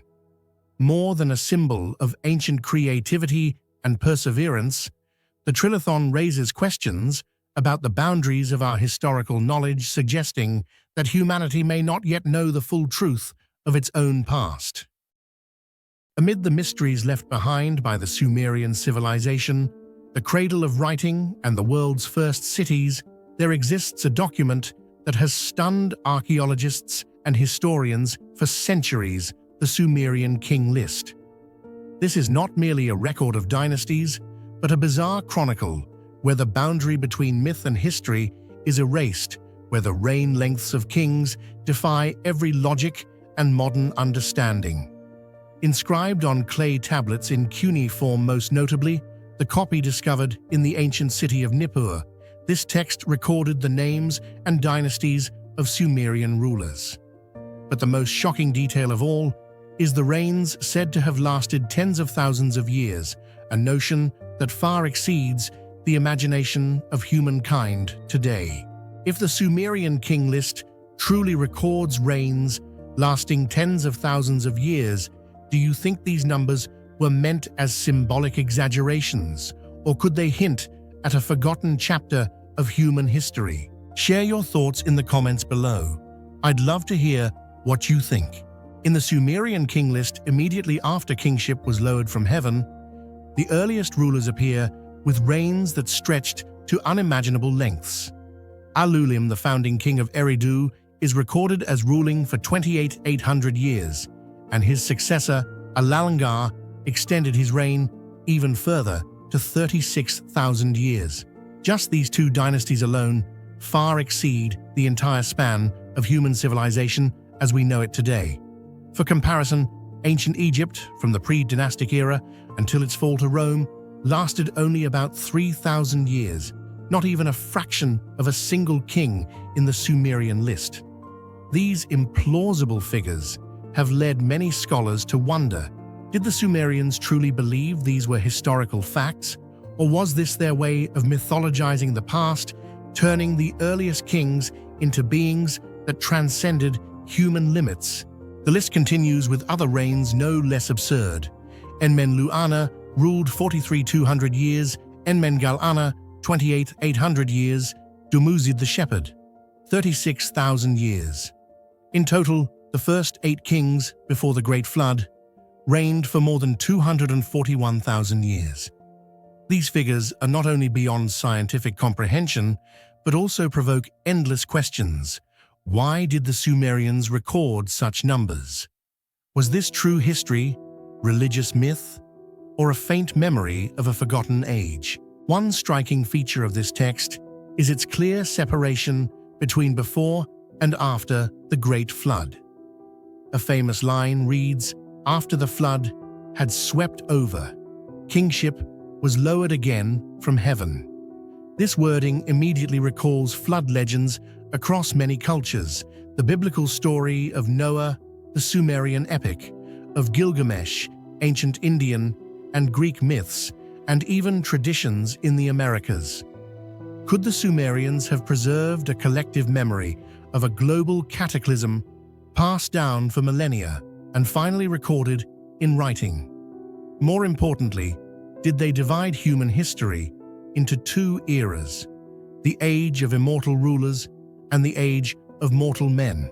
Curiously, after the flood reign, lengths gradually diminished from hundreds of years to decades to more realistic figures closer to what we know today. This raises the hypothesis: does the list reflect a gradual decline in human lifespans, or in those of another species that once existed on Earth? Some researchers suggest this is more than symbolism, perhaps a distant memory of another era when the laws of life were not what they are now. According to mainstream academic views, the enormous reign lengths recorded in the Sumerian king list are more symbolic than factual. Describing a king as ruling for thousands or even tens of thousands of years may have served to glorify his greatness, emphasize eternal authority, or reflect religious beliefs that his dynasty was divinely ordained. Some scholars lean toward a more technical explanation. Perhaps the Sumerians' unit of year did not mean a solar year of 365 days, but a shorter cycle, such as a lunar month, of about 30 days. If calculated this way, Alulim's 28 and 800-year reign would actually equal roughly 400 years, still enormous, but not entirely impossible. However, this hypothesis also encounters problems, since even when converted into lunar months, some figures in the list remain beyond any reasonable explanation. This shows that despite many attempts at interpretation, the mystery of the impossible reign lengths of the Sumerian kings remains unsolved. One of the most controversial yet fascinating theories suggests that the Sumerian king list is actually a faint memory of a long-lost prehistoric civilization where humans, or perhaps another species, possessed lifespans far beyond our own. Some fringe scholars and proponents of the ancient aliens theory argue that the earliest kings were not ordinary humans, but beings of extraterrestrial origin or hybrid demigods who once ruled over early humanity. Phrases in the text such as, "when kingship was lowered from heaven," are often cited as supporting evidence hinting that supreme authority may have originated from somewhere beyond Earth. Although no direct archaeological proof exists, this hypothesis remains compelling, as it opens the possibility that human history is not confined solely to Earth, but may be connected to mysterious cosmic ties long hidden by time. The mix of legend and fact in the Sumerian king list grows even more mysterious when we realize that after the flood, many rulers on the list correspond to real historical figures confirmed by independent inscriptions and archaeology. For example, Gilgamesh, the legendary king of Uruk, also appears in the list. This shows the text is not wholly fictional, but a strange fusion of myth and verifiable history, blurring the lines between sacred narrative, political propaganda, and historical record. Another enigma lies in the purpose of the list. Some scholars argue the Sumerian king list was compiled to legitimize political power. By linking reigning kings to an ancient lineage of divine predecessors, the current dynasty could reinforce its legitimacy. It functioned like a sacred genealogy, portraying the ruling house as the inevitable continuation of a line stretching back to the dawn of the cosmos. Yet even as propaganda, why choose reigns of tens of thousands of years, and why are such numbers consistent across multiple copies? When comparing the Sumerian king list with other ancient traditions, we find astonishing similarities. In the Bible, Methuselah is said to have lived 969 years, and many figures in Genesis were described as having lifespans of several centuries far beyond that of modern humans. In Egyptian and Indian mythology, gods and demigods are also depicted as ruling or existing for thousands of years. These stories suggest the idea of a golden age when humans or deities lived longer and wielded more enduring power was a shared memory across civilizations. The Sumerian king list is merely one version written on clay tablets, but it represents a layer of human memory that blends history with myth, compelling modern readers to wonder whether a forgotten past once truly existed. Today, the Sumerian king list remains under constant study. It is proof that the Sumerians were not only the inventors of writing, mathematics, and astronomy, but also left humanity one of its greatest enigmas, the impossible lifespans of their earliest kings. Were these numbers symbolic exaggerations, or the record of another forgotten era, when rulers indeed reigned for tens of thousands of years before a great flood swept them away? The answer remains unknown. Yet it is precisely this ambiguity that makes the Sumerian king list one of the most mysterious and fascinating texts of the ancient world. It continues to push us to ask, might human history still have unopened chapters, and could those vast reign lengths be the keys to a secret buried for millennia. In the vast history of ancient manuscripts, one book towers above all others, literally and figuratively. A single volume so immense it dwarfs anything written by human hands. A book whispered to be born in a single night, sealed with a pact of damnation and forever bound to the name of the devil himself. This is Codex Gigas, the legendary Devil's Bible. Created in the 13th century in the heart of medieval Bohemia, it is not just the largest handwritten book ever made, but also the most mysterious. Within its massive pages lies the Bible medical texts, exorcisms, law codes, and histories. Yet what grips the imagination is not just its knowledge, but the dark enigma of its creation. Who could have written such a colossal work alone? And why does its script remain eerily unchanged, as if time itself stood still for the hand that penned it? What do you think? Was Codex Gigas truly the work of a lone monk's lifetime of devotion? Or could there be something darker, perhaps even supernatural, behind its creation? Share your thoughts in the comments below. The Codex Gigas possesses a size that overwhelms anyone who beholds it. The book stands nearly 1 meter tall, half a meter wide, more than 20 centimeters thick, and weighs about 75 kilograms, making it the largest surviving handwritten manuscript from the Middle Ages. When opened, its 2 pages spread out like the surface of a small table, creating an impression that is both majestic and mysterious. It is estimated that producing enough parchment for it required the skins of about 160 donkeys, a staggering number that reflects its extraordinary scale. For this reason, Codex Gigas is also known by another symbolic name, the Giant Book. Inside the Codex, Gigas lies far more than just the Bible, as its name might suggest. In reality, it resembles an enormous library condensed into a single volume. Alongside the complete Old and New Testaments, the manuscript also includes the historical works of Josephus, the renowned Jewish Roman historian, as well as Etymologiae by Isidore of Seville, considered one of the most influential encyclopedias of the Middle Ages. Beyond these, its thick pages contain medical texts with healing recipes, herbal remedies, and even exorcism rituals to ward off evil, reflecting the intersection of knowledge and belief. Supplementing these are calendars, lists of monasteries, and legal documents, making the Codex Gigas a comprehensive tool for monks, useful for teaching, performing rituals, and managing the social order. What cloaks Codex Gigas in mystery is the story passed down with it. According to legend, a monk who committed a grave sin was sentenced to be buried alive. To escape death, he vowed to create a monumental book containing all human knowledge and to gift it to his monastery, but to do so in a single night. When he realized this was impossible, he called upon the devil and made a pact.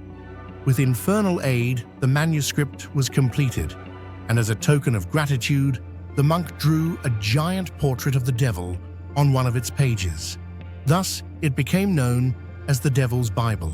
Among its hundreds of pages, one in particular sets Codex Gigas apart, page 577. Here, a full-page image of a demon dominates the parchment with grotesque features, sharp claws, and a massive body symbolizing evil itself. Beside it lies a depiction of heaven, creating a stark contrast between good and evil, light and darkness. In the medieval mindset, when fear of the devil deeply shaped spiritual life, this image was both a warning and a reinforcement of the manuscript's dark legend. The manuscript is believed to have been created at the monastery of Podlages in the early 13th century, but its fate was far from peaceful. Over the centuries, Codex Gigas passed through many upheavals, including being seized by Swedish forces as war booty during the 30 Years' War, 1648. Since then, it has remained in Stockholm preserved at the National Library of Sweden. Every stage of its journey has fueled fascination and dread, as though the book itself carried an aura of mysterious power. Among all the mysteries surrounding Codex Gigas, the one that confuses and divides scholars the most is this: who wrote this masterpiece, and how could such a colossal work ever have been completed? Modern handwriting analysis has revealed a startling fact.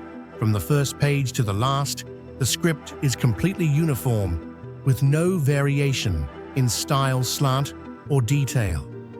This suggests that the entire Codex Gigas, with its thousands of pages and diverse texts, was written by a single person. This conclusion poses a paradox. If there truly was only one author, the time required to finish it must have been immense. Researchers estimate that copying all the text alone without rest would take at least 5 continuous years.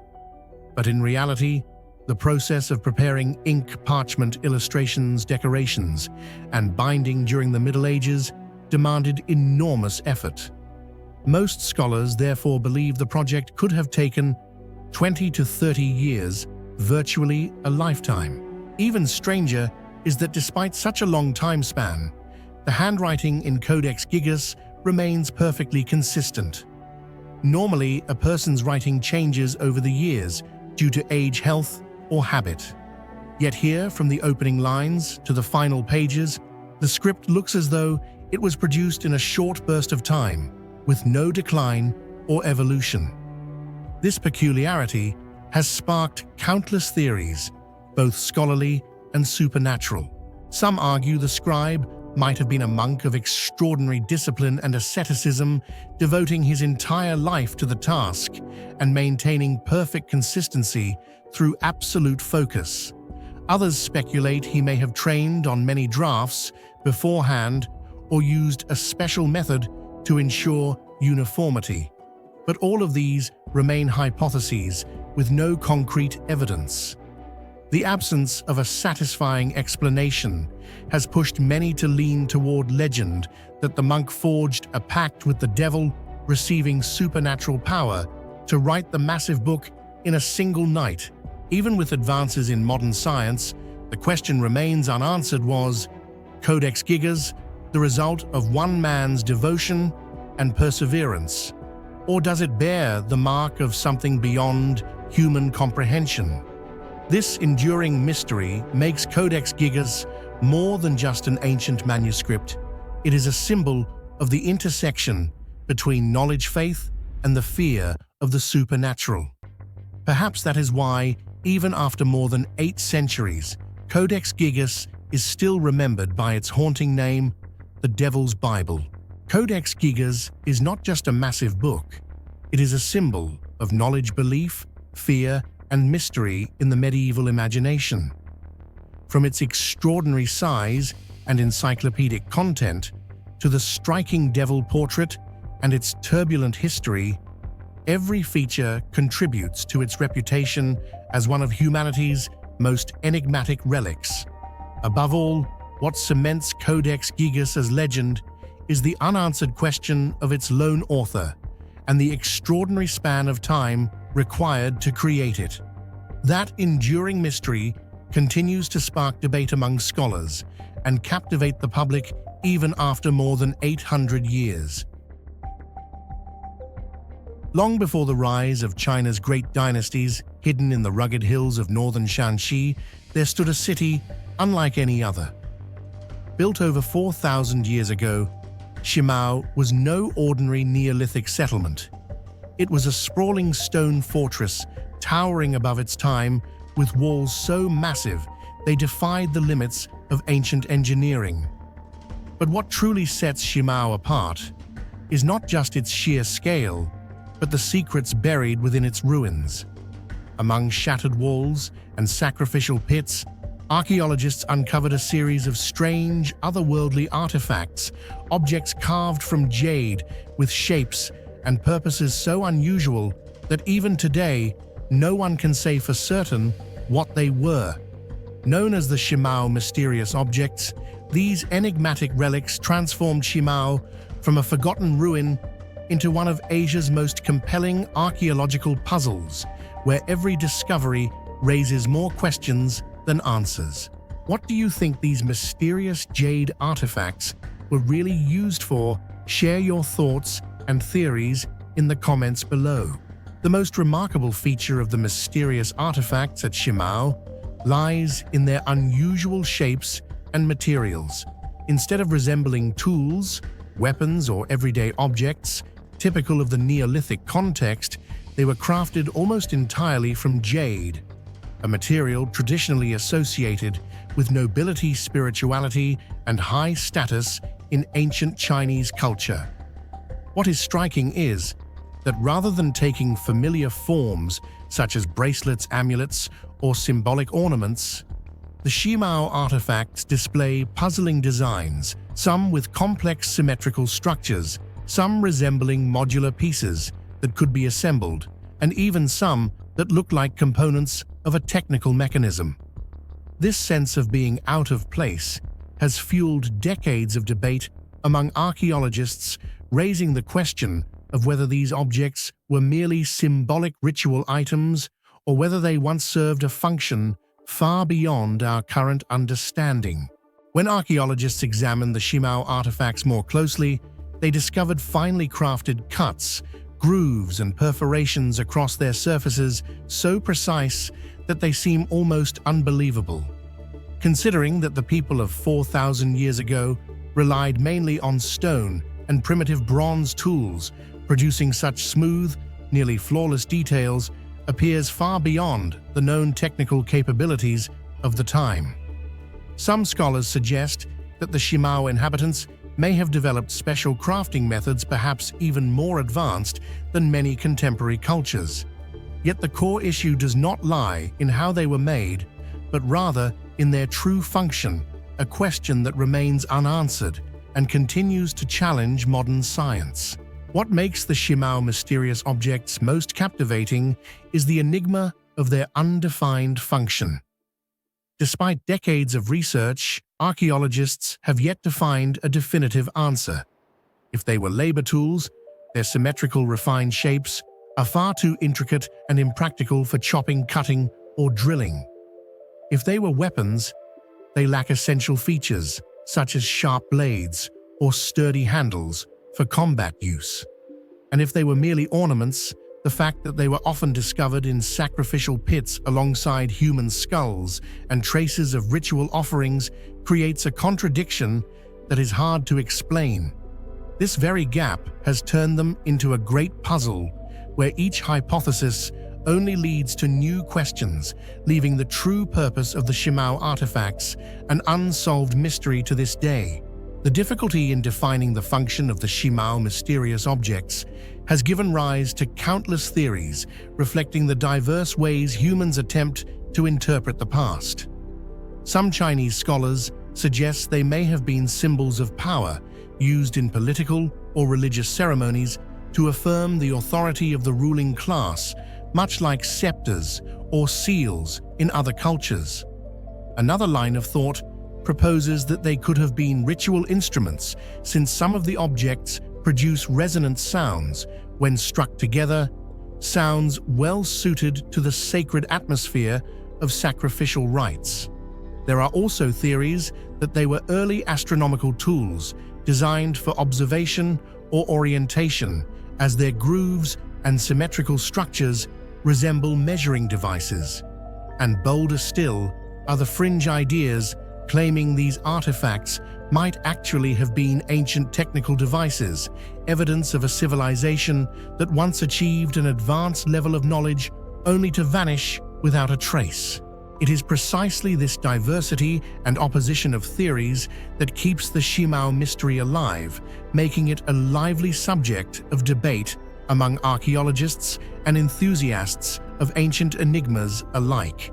The mystery deepens when we consider the context of their discovery. Many artifacts were found in sacrificial pits, alongside human bones, skulls, and jade items. Sacrifice was a central ritual practice at Shimao, indicating these objects likely held significant spiritual or ceremonial meaning. If they were mere decorations, why were they deposited in such solemn and death-associated contexts? Could they have been tools for communicating with the divine, or symbols meant to intimidate and display supernatural power? When comparing Shimao with contemporary cultures such as Longshan or Erlitou, the differences become strikingly controversial. While Longshan mainly left behind simple pottery and rudimentary tools, and Erlitou is regarded as the cradle of early bronze, Shimao instead revealed jade artifacts of remarkable complexity and bizarre shapes never seen before. This disparity has led many scholars to wonder, could Shimao have possessed an advanced system of knowledge that official history has yet to acknowledge? Some international researchers even describe the Shimao artifacts as the tip of the iceberg, suggesting that what we have uncovered so far is only the surface, while countless secrets still lie hidden beneath. The undefined function of the Shimao objects forces us to reconsider our views on civilizational development. If these were indeed tools or devices with specific purposes, we may have underestimated the sophistication of China's Neolithic inhabitants. Were they merely an early agrarian society, or had they reached levels of organization and technical ability that official history has yet to recognize? If, on the other hand, they were ritual items, why were they crafted with such precision? And why were human lives sacrificed alongside them? In recent decades, archaeologists have applied advanced methods such as 3D scanning, microscopic analysis, and structural modeling in attempts to solve the puzzle. Yet most studies focus on the craftsmanship rather than uncovering their ultimate use. Each artifact remains like a cryptic fragment, raising more questions than answers. Thus, undefined function has become a label inseparably tied to the Shimao mysterious objects.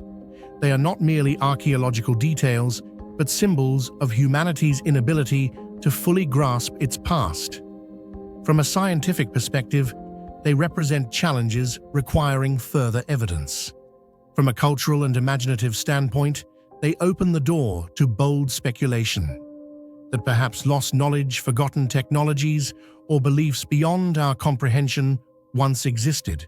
Today, when visitors and researchers arrive at Shimao beyond the imposing stone walls, what holds their attention longest are these small but enigmatic objects.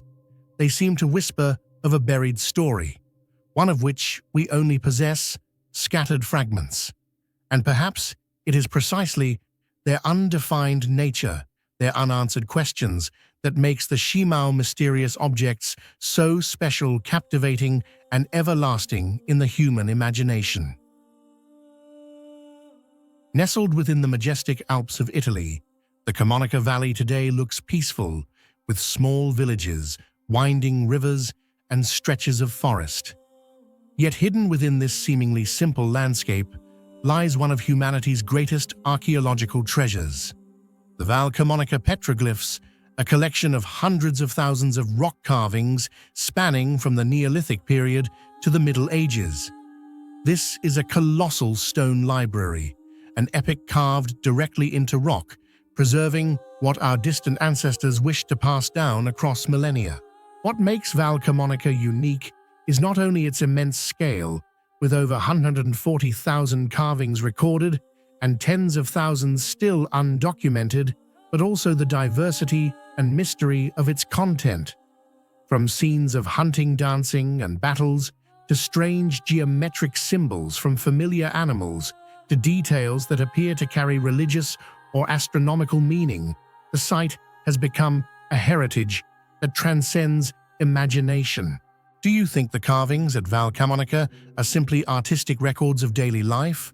Or do they conceal a system of symbols, even mysterious messages beyond our imagination? Share your thoughts in the comments below. Val Camonica was recognized by UNESCO in 1979 as Italy's first World Heritage Site. The engravings here date back at least 8,000 years, beginning in the Neolithic period. Through overlapping layers of carvings, archaeologists can clearly observe the changes in human society from hunter-gatherer communities to agriculture metallurgy and eventually the dawn of early urbanization. The carvings depict vivid scenes, men with bows hunting deer warriors, wielding axes or swords in combat stances, mysterious circle dances, along with sun motifs, wheels, and intersecting lines. These are not mere decorative art.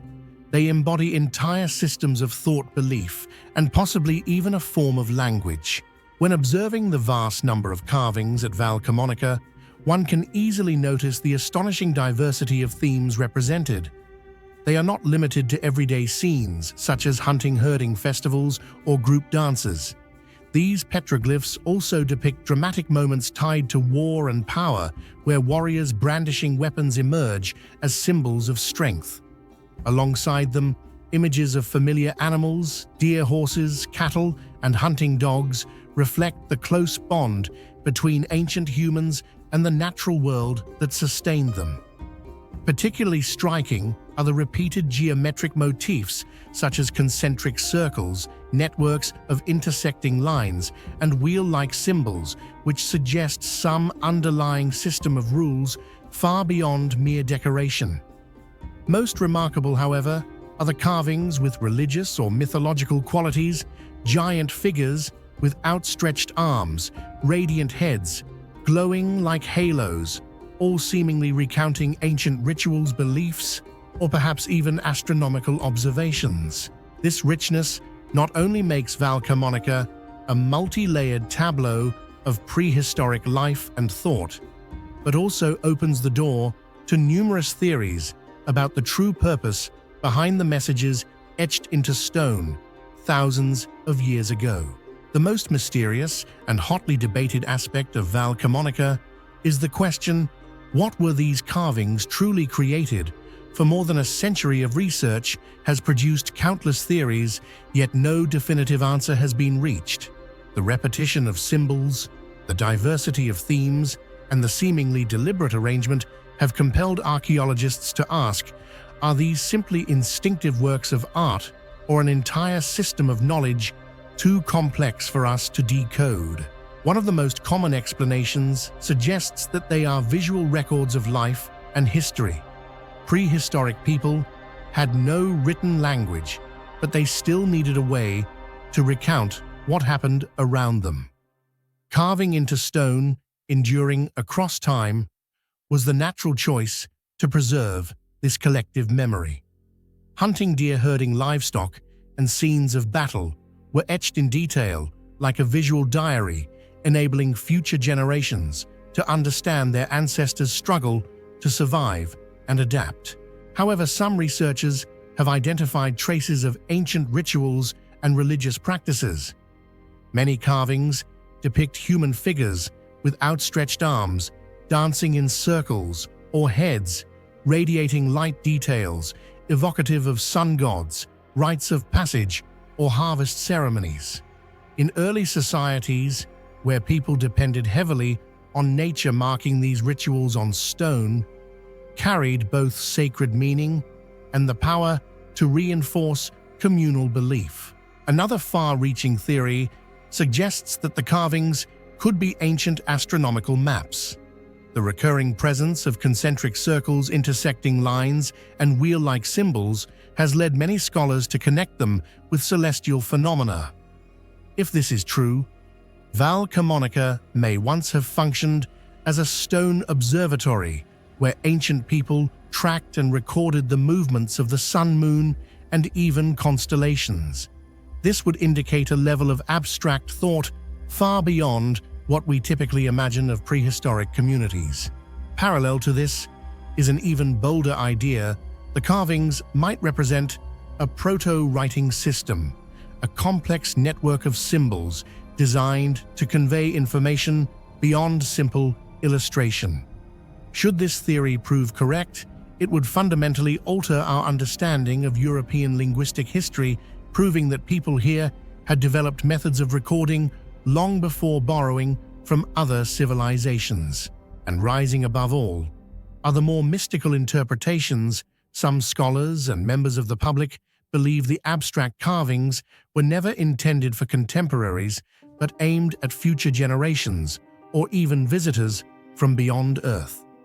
Though lacking concrete evidence, this theory persists because Val Camonica's ambiguity opens endless possibilities, fueling boundless curiosity. One of the greatest challenges in studying Val Camonica is that all we have left are the bare carvings without any direct context attached to them.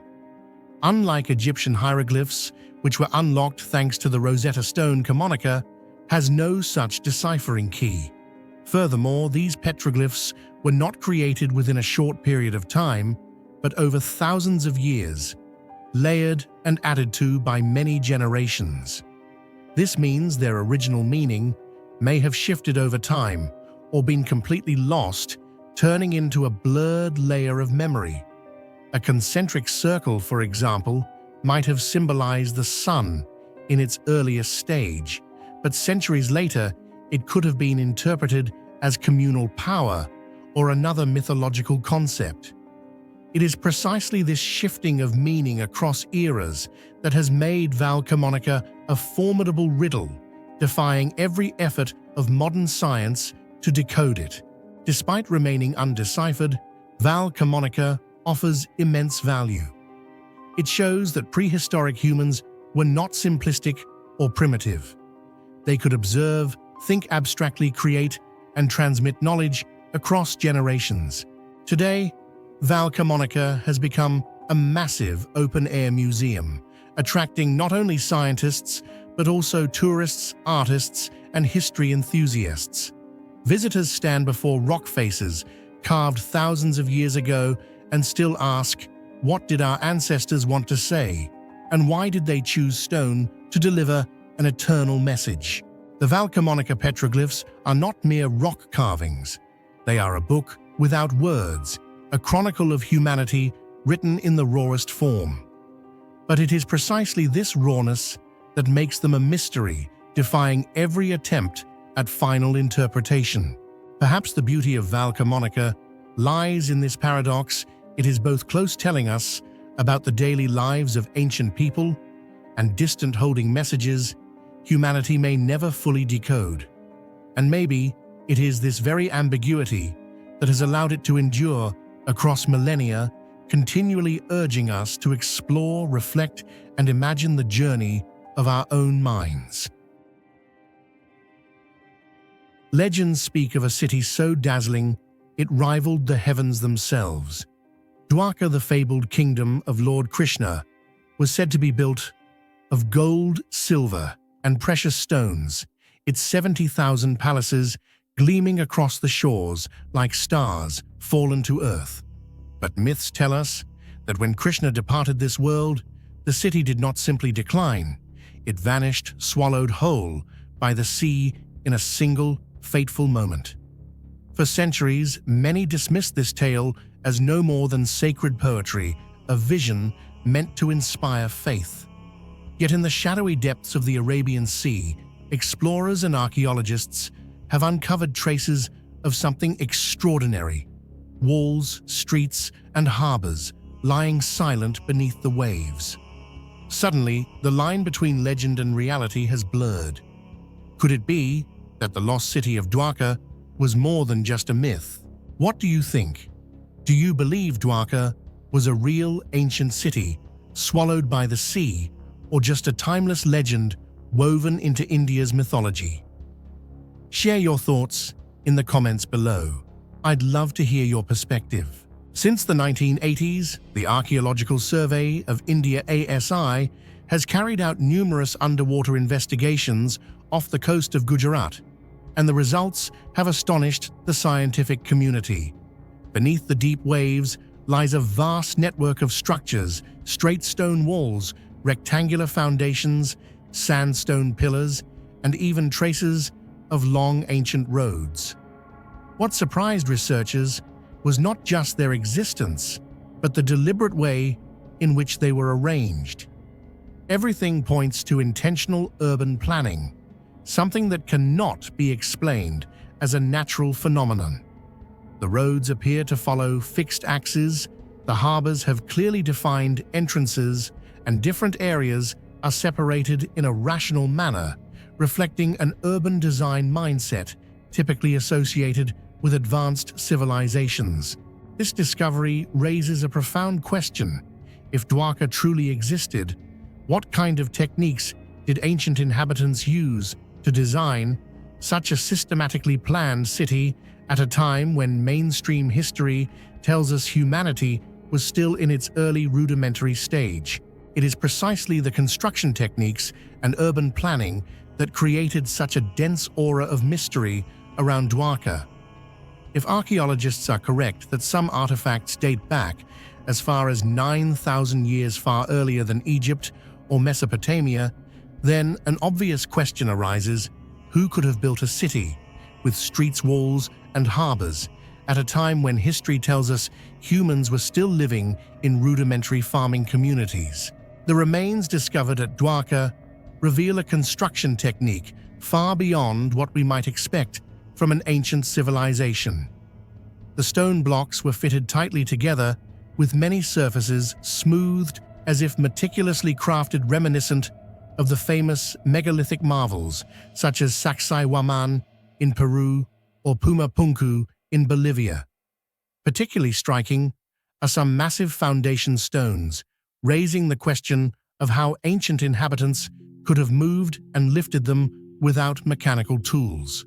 Moreover, surveys also indicated traces of highly functional and defensive structures, such as seawalls, canal systems, and harbors, all suggesting that this was once a coastal city carefully designed to adapt to and withstand the forces of nature. This raises a deeper question: was Dwarka merely a settlement, or truly a center of advanced architectural and engineering achievement in prehistory? Urban planning was also evident in the division of space. Foundations seemed to form distinct architectural clusters, perhaps residential areas, ritual spaces, and commercial quarters. Particularly striking were the traces of harbors and straight streets, leading many researchers to believe that Dwarka once served as a prosperous trading hub, capable of accommodating large vessels. In this context, one cannot help but ask, how could ancient inhabitants measure, calculate, and build on such a large scale? Some scholars have proposed that the inhabitants of Dwarka may have possessed a level of scientific and engineering knowledge far beyond what is typically assumed for their era. The choice of a strategic coastal location, along with evidence of solid structures capable of withstanding tides and waves, suggests they did not build merely for shelter, but carefully considered long-term durability and safety. The straight walls, sturdy foundations, and traces of systematically designed harbors have led many to believe that their architectural skills could rival or even surpass those of civilizations thought to have emerged much later. Yet all of this remains within the realm of hypothesis, as modern science has not been able to confirm who actually built these structures nor the methods they used to achieve such a remarkable feat. During excavations beneath the marine sediments, archaeologists uncovered countless artifacts such as stone tools, pottery fragments, and traces of ancient carvings. However, dating results painted a contradictory picture. Some artifacts were only a few thousand years old, while others were believed to be nearly 9,000 years old. This vast discrepancy sparked many conflicting theories. Some scholars suggest that Dwarka may have been a multi-layered city built and rebuilt through different phases before finally vanishing beneath the sea. Conversely, others with bolder views believe this is evidence of an exceptionally early civilization, one that existed outside the conventional timeline of history, potentially reshaping how we understand the origins of urban life and human development. The discoveries of construction and urban planning techniques at Dwarka seem to contradict the historical framework we have long believed.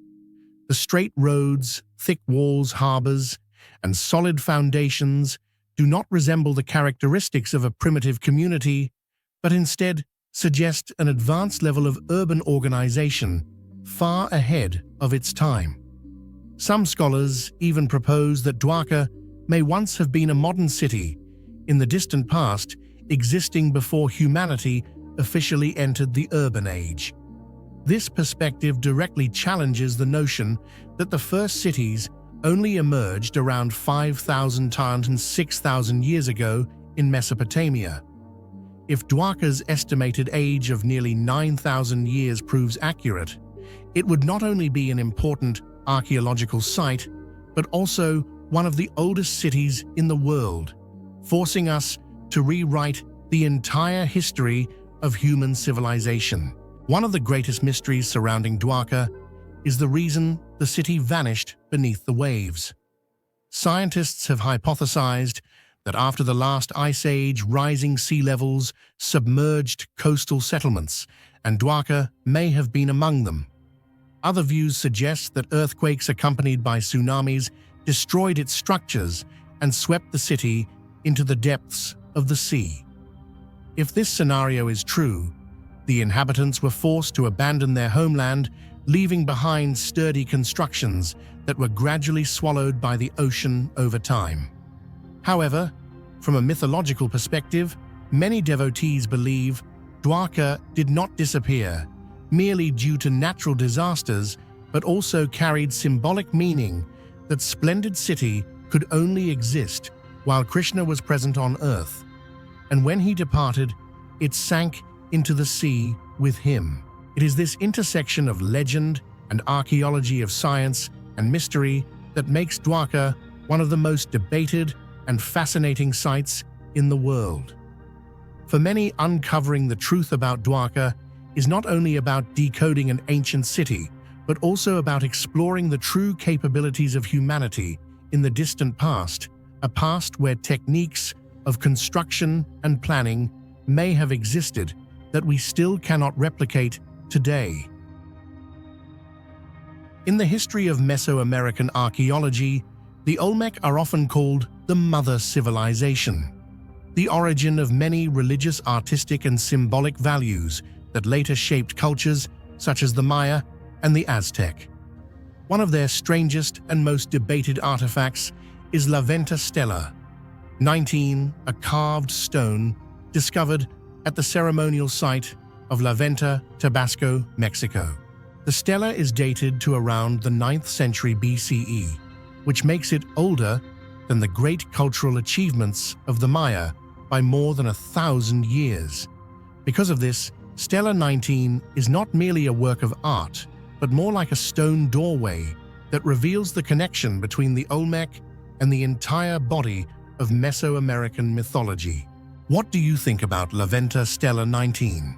Is it truly the earliest evidence of the feathered serpent deity, or just a symbol whose meaning we haven't fully decoded?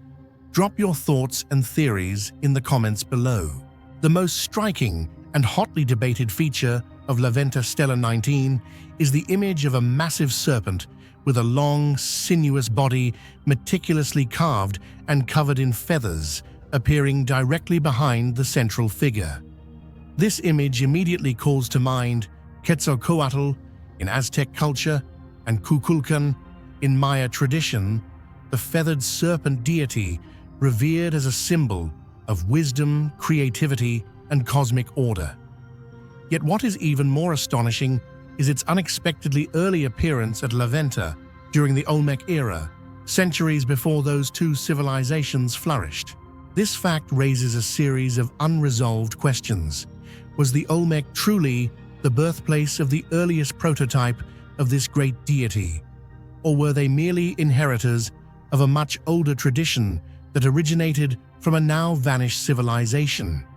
The reality that Stela 19 preserves the earliest known evidence of the feathered serpent makes it one of the most important testimonies to the existence of a shared pan-Mesoamerican mythology, opening up the possibility that it was the Olmec who set in motion a cultural current that would spread and endure for millennia in the memory of both the Maya and the Aztec. On Stela 19, a figure is carved in a seated, dignified pose, perhaps a ruler or a priest. But the most hotly debated detail is the object this figure holds. Its form is unclear. Some see it as a scepter, a symbol of religious authority. Others suggest it resembles a ritual weapon. Modern scholars have even speculated that it looks like a mechanical or technological device far beyond what one would expect for that era. What's particularly notable is that in Olmec art, similar objects appear repeatedly, often associated with powerful figures and with symbols of serpents, birds, or sacred beasts.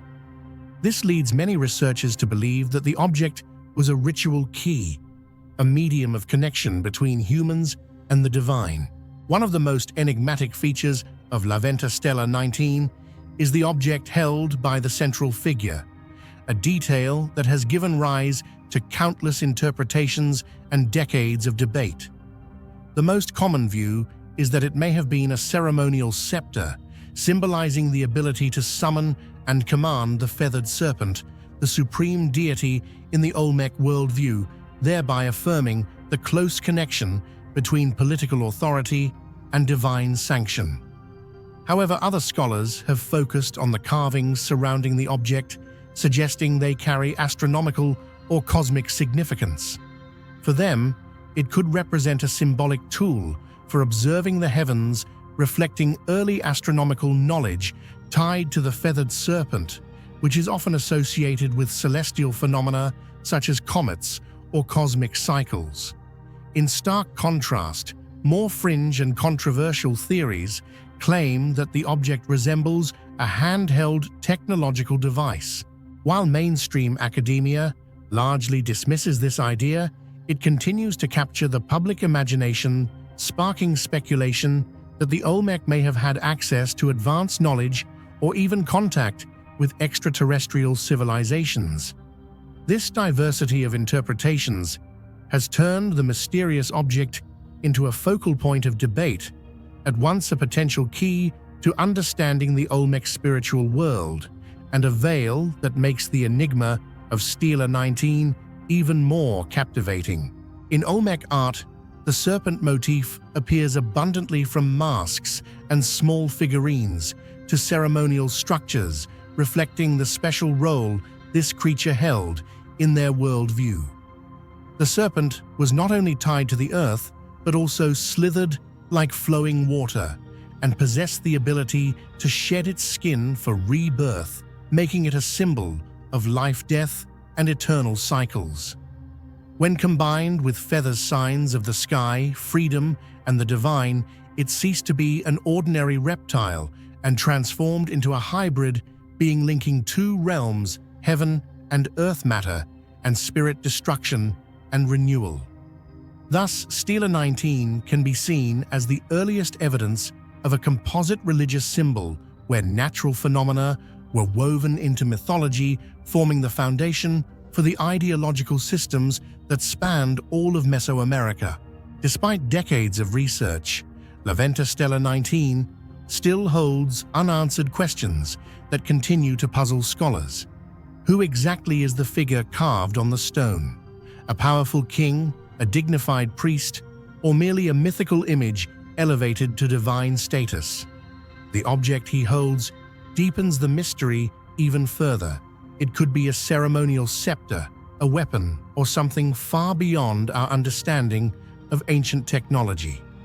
Nor is it certain whether the feathered serpent motif truly originated with the Olmec, or if it was inherited from an even older civilization now lost to time. Above all, the overall message that Stela 19 was meant to convey, a religious ritual, a historical record, or a mythological tale, remains shrouded in darkness to this day. What is certain is that from the imagery on Stela 19, a chain of myths spread from the Olmec into later civilizations. By the time the Aztec worshipped Quetzalcoatl as a creator god, the primal outline of that deity was already carved on an Olmec stone more than 1,000 years before. Thus, Stela 19 is not just an archaeological artifact. It is a living testament to cultural continuity across Mesoamerica while still remaining an unsolved riddle that fascinates scholars and history enthusiasts alike. La Venta Stela 19 stands among the most significant Olmec relics not only for its artistic value, but also for the mythological, religious, and symbolic mysteries it contains. The feathered serpent here is regarded as the earliest trace of one of the greatest deities of Central America, while the object in the central figure's hand remains an enigma without answer. This is what makes Stela 19 so captivating. It is both a piece of archaeology and an undeciphered text, reminding us that much of humanity's past still lies hidden in silence. How could a map drawn over 500 years ago depict coastlines with a precision that rivals modern satellite images? Why does it show regions of South America in stunning detail, and even hint at a mysterious landmass that some believe to be Antarctica centuries before its official discovery? This is the enigma of the Piri Reis Map, created in 1513 by an Ottoman admiral who claimed he pieced it together from over 20 older charts, including one from Christopher Columbus, and others said to date back to the time of Alexander the Great. But if that's true, where did those ancient maps come from? And who possessed the knowledge to chart lands the rest of the world would not rediscover for hundreds of years? The Piri Reis Map is not just an artifact, it is a riddle carved in ink, a challenge to everything we think we know about exploration history and the capabilities of past civilizations. What about you? Do you think the Piri Reis Map is evidence of a lost ancient civilization, or simply the clever compilation of many maps from that era? Share your thoughts in the comments below. I'd love to hear your perspective. The key factor that makes the Piri Reis Map one of the most hotly debated artifacts in history is its astonishing accuracy. While European maps of the same era were riddled with errors, distortions, and mostly served as rough guides, this map depicts the west coast of Africa, the east coast of South America, and parts of Europe with proportions and shapes strikingly close to modern satellite data. When researchers compared Brazil's coastline on the Piri Reis Map with satellite images, they found that the natural curves, the locations of major river mouths, and even the lengths of bays were remarkably consistent, as if the map had been drawn using advanced surveying techniques that humanity would not develop until centuries later. This becomes even harder to explain when placed in the context of 1513, a time when sailors had no clear understanding of longitude and latitude, nor the marine chronometers needed to measure longitude precisely.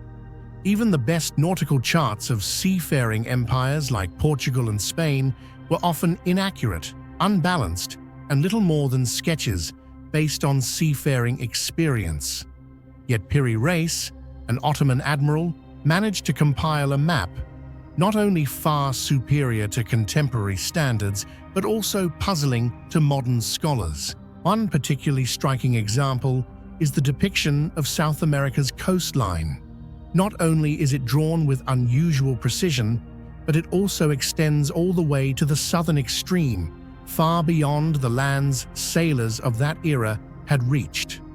Some researchers argue this detail strongly resembles the Antarctic coastline, without its ice cover shown with astonishing accuracy. But if this hypothesis is true, it immediately raises a shocking question.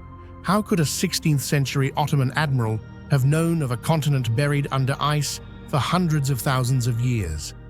Was this simply a coincidence, the result of extending South America too far south?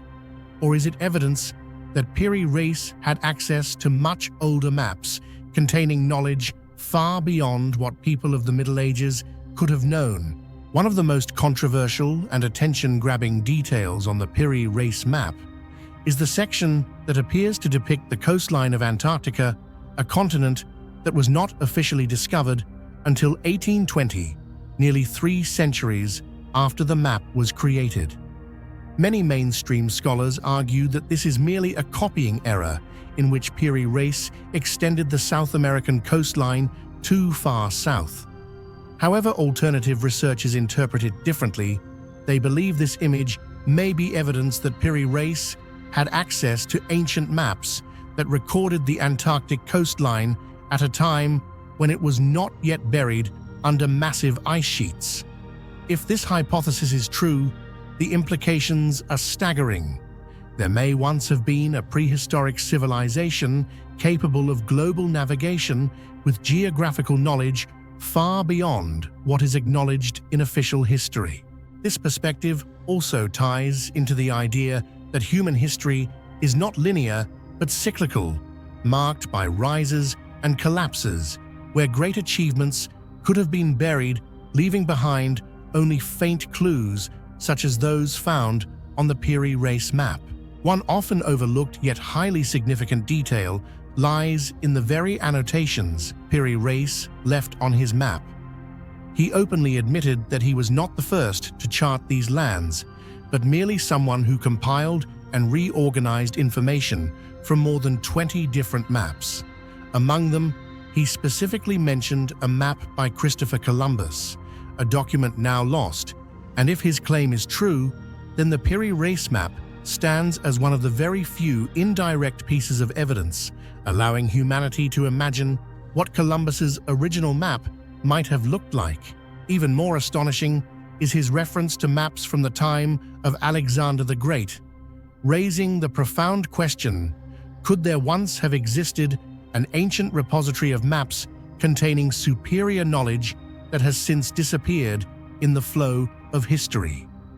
These annotations not only increase the value of the map, but also open the door to countless hypotheses about the existence of a lost body of knowledge, leaving behind only faint yet powerful traces in the hands of Piri Reis. One of the aspects that makes the Piri Reis Map a never-ending subject of controversy lies in the many unanswered questions it raises. How could an Ottoman admiral in the 16th century, when navigation techniques were still extremely limited, draw the coastlines of South America and Africa with such near-perfect accuracy? Did he simply inherit data from European nautical charts of his time, or did he gain access to older sources, perhaps even originating from a lost prehistoric civilization? In particular, the detail resembling the Antarctic coastline has led many to speculate that it may be evidence of knowledge far ahead of its time, while mainstream scholars argue it is merely an overextension of South America's southern coast. Yet even they cannot deny that regardless of its origins, the Piri Reis Map contains features that seem to go beyond the scope of knowledge humanity could have possessed in the early 16th century. Today, the Piri Reis Map is preserved at the Topkapi Palace in Istanbul, Turkey. It is not only an ancient chart, but also a symbol of human intellect, curiosity, and enduring mystery. Its coastlines both highlight Piri Reis's brilliance and spark countless questions about human history. Have we truly grasped our past? Could ancient civilizations have once achieved feats far beyond what we imagine? Or is the Piri Reis Map simply proof of one man's extraordinary observational and analytical skills centuries ahead of his time? Whatever the answer may be, the Piri Reis Map remains a living enigma, fueling the imagination of humanity and ensuring continued research and debate for centuries to come. In short, the most remarkable feature that makes the Piri Reis Map one of history's most shocking artifacts is its unexpected geographical accuracy. Not only ahead of its time, it also opens the door to the possibility of an entire chapter of human history hidden or forgotten. In 1531, French cartographer Orontius Finaeus, also known as Orontius Finaeus, created one of the most controversial maps in human history. Preserved today in the Library of Congress, At first glance, this map seems no different from other geographical works of the 16th century, a time when European explorers were passionately expanding the known boundaries of the world. Yet hidden within its lines, in a geographical layout that appears vague at first sight, lies a detail that has kept scientists, historians, and mystery enthusiasts debating endlessly. The map depicted Antarctica, a continent not officially discovered until nearly 300 years later. So, what do you think?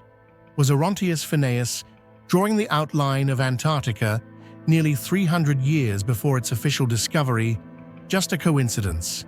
Or could it be evidence that some ancient source of knowledge once existed but was long forgotten? Share your thoughts in the comments below. What astonishes scholars most when studying the Orontius Finaeus Map is not only the unexpected appearance of Antarctica in 1531, but also the incredible level of accuracy with which it was depicted. At that time, the entire Antarctic continent was buried under thousands of meters of ice, so much so that even with modern satellites and radar, it took centuries later to reconstruct its true shape. Yet this 16th century map shows coastlines, large bays, and peninsulas of Antarctica that almost perfectly match today's scientific data. Such extraordinary precision raises a profound question. How could Orontius Finaeus have known details that his era had absolutely no means to uncover? One of the most hotly debated aspects of the Orontius Finaeus map is its unexpected geographical accuracy, especially regarding Antarctica. On this map, drawn in 1531, the outlines are anything but random or vague. The Antarctic Peninsula, the Ross Sea, the Weddell Sea, and many other important coastal features are clearly shown. When compared with satellite imagery and ice-penetrating radar surveys of the 20th century, scientists were astonished to find that the shape of the continent on this ancient map almost perfectly matched reality. Even more remarkable radar studies in the 1950s-1960s revealed that coastlines lying beneath thousands of meters of ice still retained the same shape that Orontius Finaeus had depicted in the 16th century. This raises a difficult question. How could a European scholar of that era, when navigational technology was still so limited, have known the precise outline of a continent completely buried under ice? Some argue it was merely a coincidence that Orontius Finaeus was relying on extended maps of South America that by chance resembled Antarctica. Yet this explanation is difficult to sustain. The similarity lies not only in the overall shape, but also in specific details: large bays, protruding peninsulas. The relative position of land masses all match with a precision that chance alone struggles to explain. One of the boldest hypotheses surrounding the Orontius Finaeus map is that it may have been created based on ancient sources that existed long before Europe's age of exploration. Some scholars believe Orontius Finaeus had access to surviving copies from ancient Greece or Rome civilizations known for their maritime traditions and preservation of knowledge. Others even argue that the true origins of the map may trace back to a prehistoric civilization that existed when Antarctica was not yet covered by ice, possibly 6,000 to 10,000 years ago. If this scenario were true, it would overturn our entire understanding of history, for it would mean that ancient humans not only stayed within familiar lands, but had once sailed the seas, surveyed distant regions, and recorded knowledge far beyond the capabilities we usually attribute to them. One of the most prominent and hotly debated hypotheses about the Orontius Finaeus map is its connection to the legend of Atlantis and the idea of a lost civilization.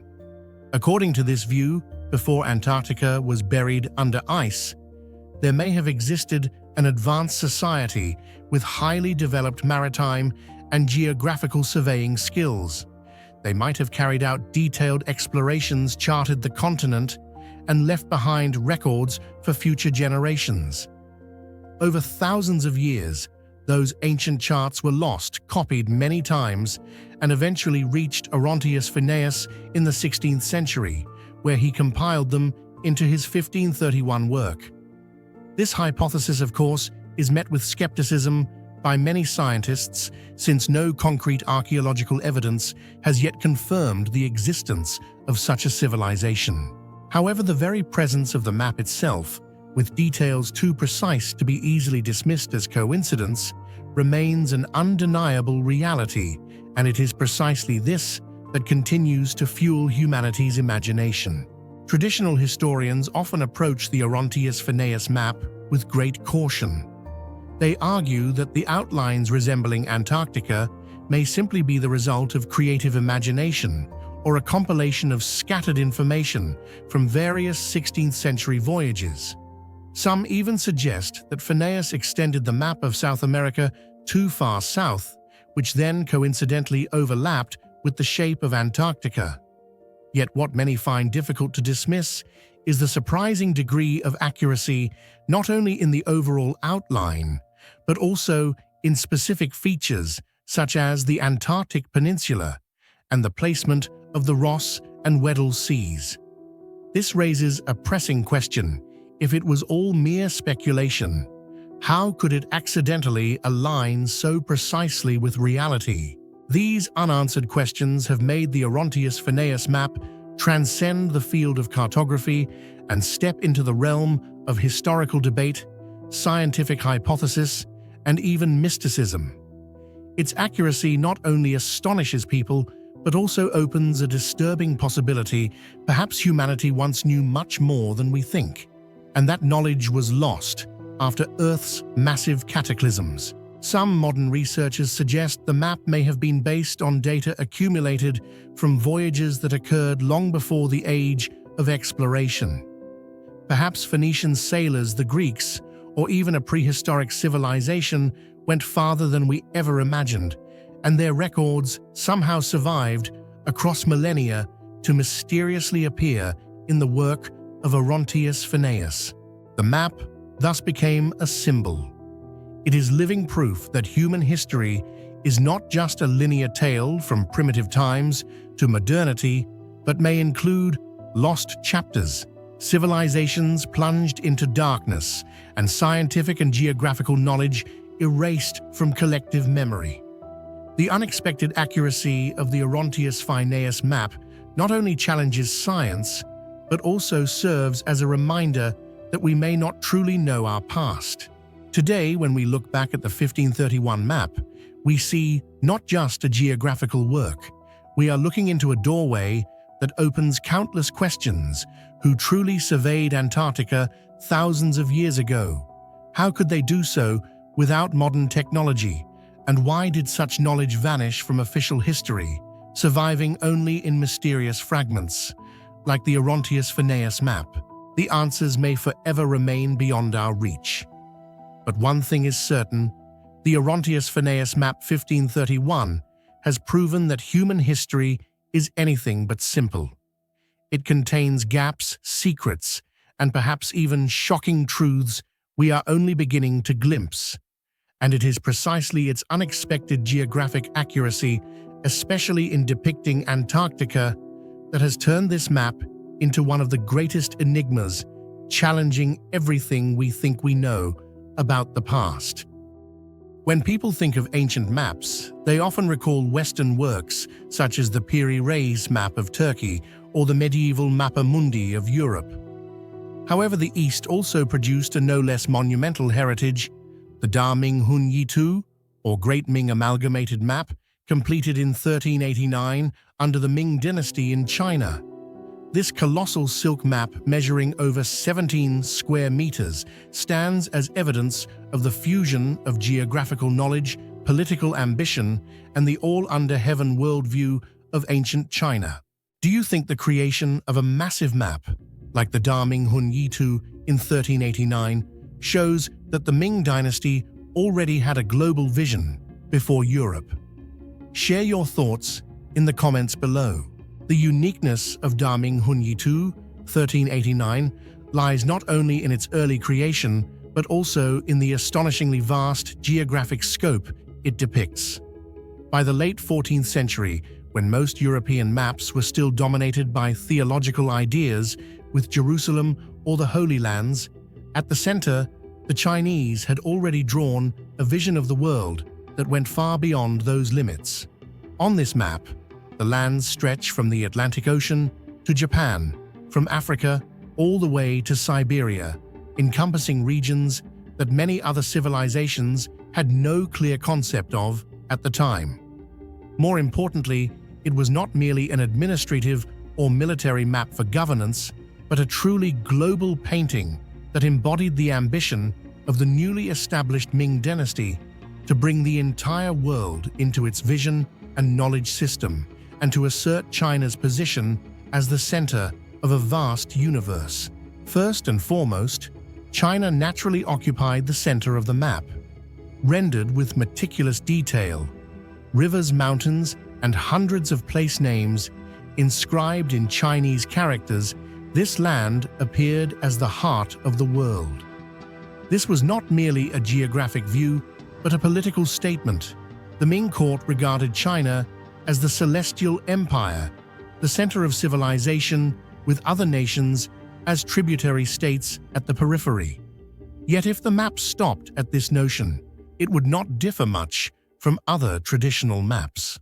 What set it apart was its depiction of distant lands beyond China. On the Ming Hun Yi Tu map, the region of Asia is depicted in remarkable detail, showing that the Ming dynasty possessed extensive knowledge of both nearby and distant lands. The Korean peninsula and the Japanese archipelago are clearly represented, reflecting the long-standing trade and diplomatic ties with China. Notably, Southeast Asian kingdoms such as Jai Viet Siam, Champa Java, and many islands of the maritime region are marked, demonstrating the importance of this area within the trading network. Further West India and the entire South Asian subcontinent also appear complete, with rivers and specific place names. This indicates that the Ming Chinese did not rely solely on overland information, but also drew heavily from the maritime Silk Road, through which they accumulated vast geographic knowledge and created a vivid portrayal of Asia. On the Ming Hun Yi Tu, the Middle East and Persia are depicted as crucial components, reflecting the role of these lands as crossroads in the flow of transcontinental trade and culture. For centuries, this region had been a meeting point for merchant scholars and religions, so its appearance on the map is not surprising. What is remarkable, however, is that many place names were recorded in Chinese characters transliterated from foreign languages. Though unusual, these names can still be identified, proving that the Ming gathered information from diverse sources rather than relying solely on domestic records. This reflects a process of cross-civilizational knowledge integration, likely drawing from Islamic maps, Persian Arab trade, and even indirect influences from the West. Perhaps the most astonishing part lies in its portrayal of Africa. On the Ming Hun Yi Tu, East Africa was depicted with surprising detail. Ethiopia, a land long famed in legends and trade with the East, was noted on the map. The African coastline stretched southward. Though not entirely accurate, it was enough to prove that the Ming Chinese had already grasped the concept of a vast continent, rather than treating it as a vague edge of the world. Some scholars even point out that the East African coastlines on the map appeared earlier than the Portuguese voyages, which only began in the late 15th century. The map also depicted Europe. Though simplified, the presence of Europe on a 14th century Chinese map was extraordinary. It confirmed that through Eurasian trade routes and via the intermediary of Islamic and Mongol empires, China had formed an idea of this distant continent. In the Ming worldview, it was a land at the far west of the world exotic symbolic, but certainly not an unknown blank space. Another striking feature was the depiction of seas and oceans. Unlike many Western medieval maps which filled the seas with monsters, whales, or dragons, the Ming Hun Yi Tu portrayed the oceans more pragmatically as empty spaces surrounding the land zones of trade and connection, rather than perilous boundaries. This reflected the rising maritime spirit of the Ming, laying the foundation for Zheng He's great voyages that would soon follow. The vast geographic scope of the Ming Hun Yi Tu was not merely intellectual curiosity. It carried political and symbolic meaning. By encompassing the entire world in a single painting, the Ming dynasty implicitly affirmed its stature China, at the center surrounded by distant lands that were within its awareness, and in the all-under-heaven concept within its sphere of influence. It was a way for a newly established dynasty after the Mongol Yuan to assert power, bolstering internal confidence while sending a message abroad. Yet the question remains, how could China in 1389 possess a map of such immense scope? A common hypothesis is that the map was not entirely new, but drew upon multiple sources. Yuan dynasty maps, information gathered from Arab and Persian merchants, and perhaps even European knowledge transmitted via the Silk Road. Thus, the Ming Hun Yi Tu can be seen as a synthesis of global geographic knowledge at the end of the 14th century, restructured within a Chinese worldview. The value of this map lies not only in its detail, but also in how it reflects the Eastern perspective on the world before the European age of exploration. Before Columbus reached the Americas, before Vasco da Gama rounded the Cape of Good Hope, the Chinese had already drawn a world map that included both Africa and Europe. Though not perfectly accurate in scale or location, its scope proved that global knowledge was not Europe's monopoly, but the result of centuries of transcontinental exchange. Today, the Ming Hun Yi Tu is considered an invaluable heritage. It not only deepens our understanding of China's geographic knowledge in the 14th century, but also raises profound questions. Did the Ming know more than they left behind? Were Zheng He's voyages merely a continuation of an older maritime tradition that had already reached Africa before Europe's age of discovery? Though the answers remain elusive, one thing is certain: the astonishingly vast geographic scope of the Ming Hun Yi Tu has made it one of the most magnificent maps in human history. It was at once a political tool, a work of art, and a testament to the human desire to understand the world, a desire that transcended national and continental boundaries, aiming toward a global vision. Thus, Ming Hun Yi Tu, 1389. China is remarkable, not only for placing China at the center, but also for expanding the view to encompass the entire world, a world the Ming dared to capture and render on nearly 20 square meters of silk, leaving an indelible mark on the history of cartography. Imagine the year 1402. Europe had yet to launch its great voyages across uncharted oceans. Columbus was still 90 years away from setting sail, and much of the globe remained a mystery to the Western world. Yet in a distant corner of East Asia, Korean scholars unveiled a map that would astonish historians centuries later, the Castillo Map. Far from being a simple chart of familiar lands, it was a bold vision of the entire known world, Asia, Africa, the Middle East, and even parts of Europe, drawn with a level of accuracy that seems almost impossible for its time. How could a kingdom so far removed from these distant places capture their shapes so vividly? The Castillo Map is not just ink on paper, it is proof of a forgotten global awareness forged from the exchange of ideas between Korea, China, and the Islamic world, long before the West claimed the Age of Discovery as its own. What do you think about this? Is the Castillo Map proof that East Asia already had a global vision centuries ago, Or is it simply a coincidental compilation of knowledge from different sources? Share your thoughts in the comments below. The Kangnido map was created in 1402 during the early years of the newly founded Joseon dynasty, at a time when Korea was striving to strengthen its cultural and intellectual standing. It was not an isolated product, but the result of synthesizing many different sources. The Koreans had a tradition of learning from China, which preserved a vast treasury of geographical knowledge from the Yuan and Ming dynasties, including maps that reflected a broad vision of the world. More importantly, however, the Kangnido also absorbed fragments of knowledge from afar, information from the Islamic world, Arabic maps, and geographical records transmitted through trade networks such as the Silk Road and the maritime routes of the Indian Ocean. These data streams blended together to form a comprehensive and daring picture of the world rarely seen elsewhere in Asia at the time. Even more fascinating, when Europe entered the age of exploration through transoceanic voyages, many of the lands they considered newly discovered had already appeared on the Kangnido nearly a century earlier.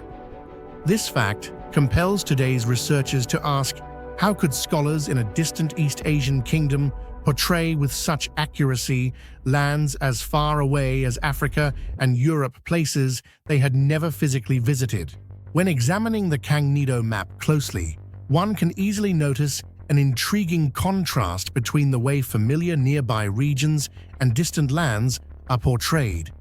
Korea, China, and East Asia were drawn in large proportions, richly detailed, and clearly occupying the center, reflecting the familiar Tianxia worldview of East Asian scholars who regarded their homeland as the core of the world. Yet what makes Kangnido truly remarkable is not this central focus, but rather the way it depicted faraway lands, places medieval Koreans had never set foot in.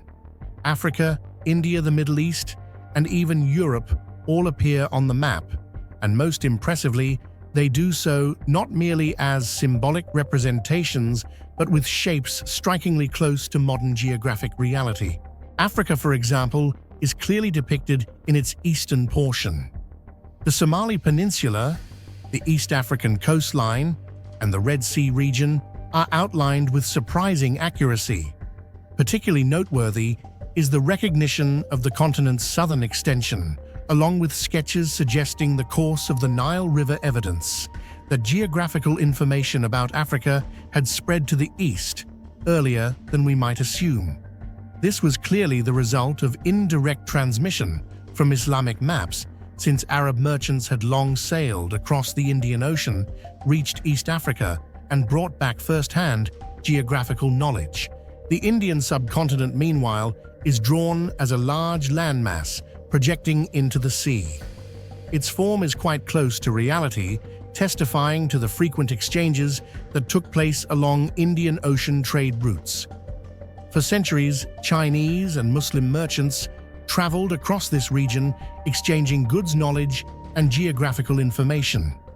It is therefore unsurprising that Korea, through China, and this wider international network, inherited a relatively accurate picture of India, Central Asia, and the Middle East. From Persia and Arabia to Mesopotamia, also appear with more detail than one might expect. This was a crossroads of knowledge transmission, a vital bridge that allowed information from Europe and Africa to flow into the East. The major Islamic cities and regions were both commercial hubs and intellectual centers, enabling Kangnido to incorporate elements that would have been impossible to obtain from East Asian sources alone. Most striking of all is the appearance of Europe. Although distorted and far from modern precision, its essential features can still be recognized. The Italian peninsula, the Iberian Peninsula, and the entire Mediterranean are present with their distinct outlines. This serves as proof that Korean scholars already had the concept of a vast land lying far to the west, extending beyond the Middle East, unlike many other maps of the time. The presence of these distant lands, particularly Africa and Europe, on an East Asian map drawn in 1402, was truly a rare achievement. It not only demonstrated the synthesis of global knowledge, but also reflected a vision ahead of its time. While the West had not yet officially entered the age of exploration in the East, a small kingdom like Korea already possessed a map that captured the structure of the wider world. Gangnedo thus stands as vivid evidence that global awareness was not the exclusive domain of Europe, but had taken shape much earlier in multiple centers of civilization, thanks to the exchange and circulation of knowledge across the continents of Asia, Europe, and Africa. The accurate depiction of distant regions on Gangnedo was not merely about Koreans knowing more of the world. It reflected a vast system of medieval knowledge exchange, from Muslim traders to Chinese scholars to Korean intellectuals, all contributing to a shared picture of the world. This accuracy also forces modern researchers to reconsider: could it be that Asia, particularly East Asia, had global awareness much earlier than commonly thought, rather than being confined to the continent? This places Gangnedo alongside the most famous Western maps of the same era, and in some respects even ahead. Even while accurately portraying distant lands, the map clearly reflects the East Asian Tianxia worldview.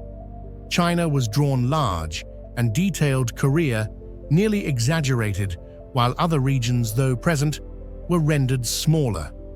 This shows that while geographical knowledge was global, the political and cultural perspective remained regional. Yet it is precisely this blend of accuracy and centrality that makes Gangnedo remarkable. It was both a world map and a declaration of Korea and China's place within that world. Today, Gangnedo is regarded as one of the oldest surviving world maps. It allows us to see how ancient people envisioned the world before the West erupted into its age of exploration. More importantly, it proves that geographical knowledge was not exclusive to Europe, but was nurtured across many civilizations, from Arabs and Persians to Chinese and Koreans. Without Gangnedo, we might believe that before Columbus, only the West had a global ambition. But in reality, in faraway East Asia, Korean scholars had already drawn a map depicting both Africa and Europe, reminding us that humanity's history of exploration has always been the result of converging streams of knowledge. Imagine holding in your hands a map nearly 7 meters long, narrow like an ancient scroll, yet containing the entire world as the Romans once knew and imagined it. The Tabula Peutingeriana is not just a map, but a time window that transports us back to the Golden Age of Rome, where all roads truly led to the Eternal City. It is a fascinating blend of practicality and myth, a tool for military campaigns and trade, while also serving as evidence of the very first ambition for globalization in human history. With its unique format, immense detail, and scope reaching far beyond the empire's borders, the Tabula Peutingeriana stands as one of the greatest surviving treasures of cartography, revealing how the Romans perceived the world not only with their eyes, but also with imagination and an unyielding desire to conquer distance. What do you think makes the Tabula Peutingeriana most special? Its meticulous detail of thousands of place names, or its sweeping vision of a world stretching far beyond the borders of Rome? Share your opinion in the comments below. One of the elements that makes the Tabula Peutingeriana so unique lies in its function and purpose. Unlike modern maps, which emphasize accuracy in shape and scale, this map focuses instead on depicting the road systems and transportation links that stretched across the Roman Empire. It can be imagined as an ancient road map, where main roads, rest stations, cities, and rivers are shown in detail and connected like a vast network. For the Romans, what mattered was not the precise outline of continents, but how to travel from Rome to a distant city, how many times to stop, and which regions to pass through. Because of this, the map became an effective tool for administrative management, military coordination, and commercial organization. It reflects Rome's pragmatic yet highly advanced mindset, viewing connectivity and the control of transportation as the backbone for sustaining the existence and power of an empire that stretched from west to east. In terms of shape, the Tabula Peutingeriana has extremely unique dimensions. The surviving map is about 6.8 meters long, but only 34 centimeters wide. Its form resembles a long, narrow scroll stretching horizontally from left to right. As a result, continents and lands are severely distorted in proportion. The Mediterranean Sea, naturally wide and expansive, appears on the map as a thin, endless strip of water. Italy, Greece, and Asia Minor are compressed horizontally to fit the scroll. However, this distortion was intentional, since the mapmakers cared only about showing routes, not exact geographic outlines. This special format also allowed the map to be rolled up for storage and transport, clearly reflecting its intended use in Roman military and administrative contexts. The most striking feature of the Tabula Peutingeriana is the extraordinary scope it encompasses. Unlike most ancient maps, which usually focused only on the territory of a single nation or a specific region, this map portrays an entire world, stretching from the shores of the Atlantic Ocean in the far west all the way to India, even reaching distant lands of China in the east. The entire Roman Empire is placed at the center, but surrounding it are countless regions that the Romans knew only through indirect trade, legendary tales, or travelers' accounts.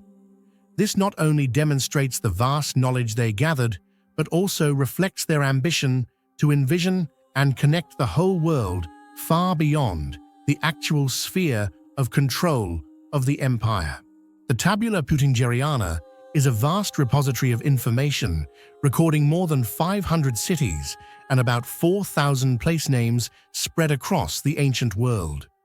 The most important centers roam the heart of the empire: Constantinople, the gateway between east and west, and Antioch and Alexandria, hubs of culture and commerce, are prominently marked. From these points, main routes branch out, linking Italy with Gaul, Hispania with Asia Minor, and Egypt with Syria, forming a tightly connected transport network that reflects Rome's organizational strength. Even more striking, the map extends all the way to India, noting the Ganges River, Sri Lanka, and lands even farther east. Although the Romans never directly set foot in these regions, their presence on the map shows that Rome not only gathered information from merchants and travelers, but also constructed a vision of the world far larger than its actual sphere of control. This vast coverage reflects the global vision of ancient Rome. They were not only concerned with lands directly under their control, but also wanted to envision the entire outside world, places from which spices, silk, pearls, and other goods traveled through long trade routes. The map illustrates the Silk Road and maritime trading networks, serving as evidence that Rome, though primarily a political and military hub, was also deeply connected to Eastern civilizations through commerce and culture. Beyond trade, the map's portrayal of distant lands like India, China, and Sri Lanka reveals a greater ambition, the ambition to comprehend the entire world. The Romans wanted to show that in their worldview, the world could be connected through roads. Even though they never conquered the globe, this map embodies the mindset that all roads lead to Rome, a concept both symbolic and practical. Alongside the practical details of roads and place names, the Tabula Peutingeriana reveals another layer of meaning: the world of Roman myth and imagination.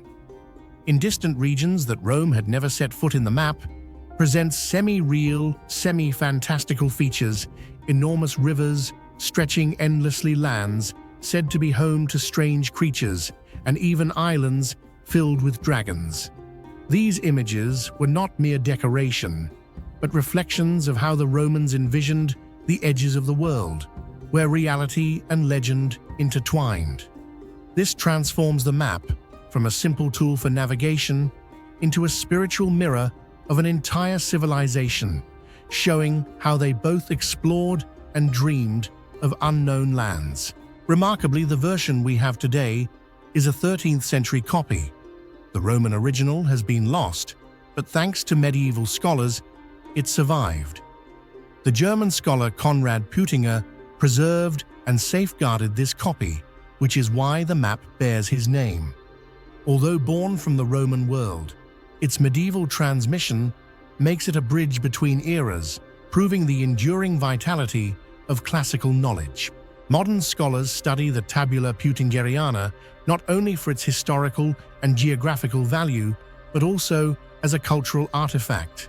It reveals how Romans viewed the world, what they cared about, and how they imagined lands they had never seen. With over 4,000 recorded locations, it is truly a massive database, reflecting the scope of human contact and awareness in antiquity. Today, the Tabula Peutingeriana is preserved in Austria and remains an important subject of study in fields ranging from archaeology and history to geography and anthropology. It not only deepens our understanding of Roman infrastructure and governance, but also offers insight into East-West exchanges in the ancient world. Ultimately, the most remarkable feature of the Tabula Peutingeriana is its astonishing comprehensiveness. While many civilizations focused only on nearby lands, Rome endeavored to depict a global picture connecting the Atlantic Ocean to the Indian Ocean. The map is not accurate in scale, but it is accurate in expressing Rome's desire and the first seeds of globalization in human history, the ambition to connect, to overcome distance, and to place Rome at the center of the world where all roads converge. Among the countless maps that have survived from the Middle Ages, one stands apart like a whisper from a forgotten past, the Vinland Map. Unveiled in 1965, it was said to have been drawn in the 15th century, decades before Columbus ever set eyes on the Atlantic horizon. But what makes this fragile sheet of parchment so electrifying is not its age, but what it dares to reveal: a landmass far to the west of Greenland, boldly labeled Vinland. If authentic, this single sketch would shatter one of the greatest narratives in history, proving that Europeans had knowledge of North America long before Columbus's celebrated voyage, and forcing us to question everything we thought we knew about the age of discovery. If the Vinland Map is truly authentic, it means Europeans had knowledge of North America long before Columbus. Do you believe this map is genuine evidence of a forgotten chapter in history, or just a clever forgery created to challenge what we think we know? Share your thoughts in the comments below. I'd love to hear your perspective. The most remarkable aspect of the Vinland Map is that it records the existence of Vinland, a name that had appeared for centuries in Norse sagas. According to legend, around the 11th century, Leif Erikson, the son of Eric the Red, led an expedition from Greenland, crossing the sea and discovering an unfamiliar land. The sagas describe this place as having a mild climate, lush meadows, abundant forests, and most notably, wild grapes growing naturally. This detail inspired the Vikings to call it Vinland, meaning land of wine or land of meadows. What is astonishing is that these seemingly mythical descriptions match strikingly well with Newfoundland and the Canadian coastline today. At Lanceau Meadows, archaeologists have uncovered the remains of a Viking settlement, reinforcing the evidence that the sagas were not mere myths, but reflections of a real historical journey. This discovery laid the foundation for ongoing debates about European knowledge of North America before Columbus. For this reason, when the Vinland Map emerged, it was immediately regarded as rare visual proof that knowledge of Vinland had survived and even entered European cartography in the 15th century. Unlike medieval maps, which were often vague or religiously symbolic, the Vinland map presents relatively clear geography. Vinland appears as a landmass west of Greenland, not as myth, but as a tangible geographic feature. If truly a product of the 15th century, it proves there was a hidden flow of knowledge from Vikings through Iceland and Greenland into the hands of continental European cartographers long before Columbus boarded his ships in 1492. What's surprising is this: in the 15th century, almost all European maps focused on the Old World Europe, Asia, and parts of North Africa. The lands beyond the Atlantic were nearly blank or filled with mythical islands. Yet on the Vinland map, Vinland is clearly marked not as fantasy, but as a specific place. This has baffled many scholars. How could a 15th century map contain information about North America, a continent supposedly unknown to Europeans at that time? Some researchers believe the Vinland map represents a bridge between legend and reality. The Vikings truly set foot in North America, and although their voyages were not widely recorded, they left traces in Norse cultural memory. Over generations, this knowledge may have spread to scribes, monasteries, and ultimately cartographers. If so, the Vinland map is not just a cartographic artifact, it's proof that transatlantic voyages occurred centuries before Columbus's discovery. From the moment it was unveiled, the Vinland map became the center of fierce controversy. Scientists quickly conducted analyses to determine its age and origin. The results were shocking. The ink on the map contained titanium dioxide, a pigment that was only manufactured and widely used starting in the 20th century. This discovery raised suspicions that the map was not a product of the 15th century, but rather a sophisticated forgery created in modern times to shock the archaeological world. Skeptics argued that if the map were truly ancient, it could not possibly carry traces of modern industrial materials, and thus the authenticity of the Vinland map remains an unresolved mystery. Although ink analysis revealed traces of modern substances, the issue is far from simple and opened up another direction of debate. Follow-up studies confirmed that the parchment itself is consistent with the 15th century, both in fiber structure and in production techniques. Moreover, the drawing style and geographical depiction on the map align with many European maps of the same era. Some scholars even suggested that the titanium dioxide in the ink may not have originated from the initial creation process, but could have appeared later due to environmental factors or from chemicals used during conservation treatments in the 20th century. This means that the presence of modern pigments does not necessarily prove the map is a forgery. As a result, the Vinland map remains in a state of ambiguity, supported by evidence that points both to authenticity and to doubt. To this day, the question of whether it is truly a 15th century artifact or merely a sophisticated creation of the 20th century has never been definitively answered.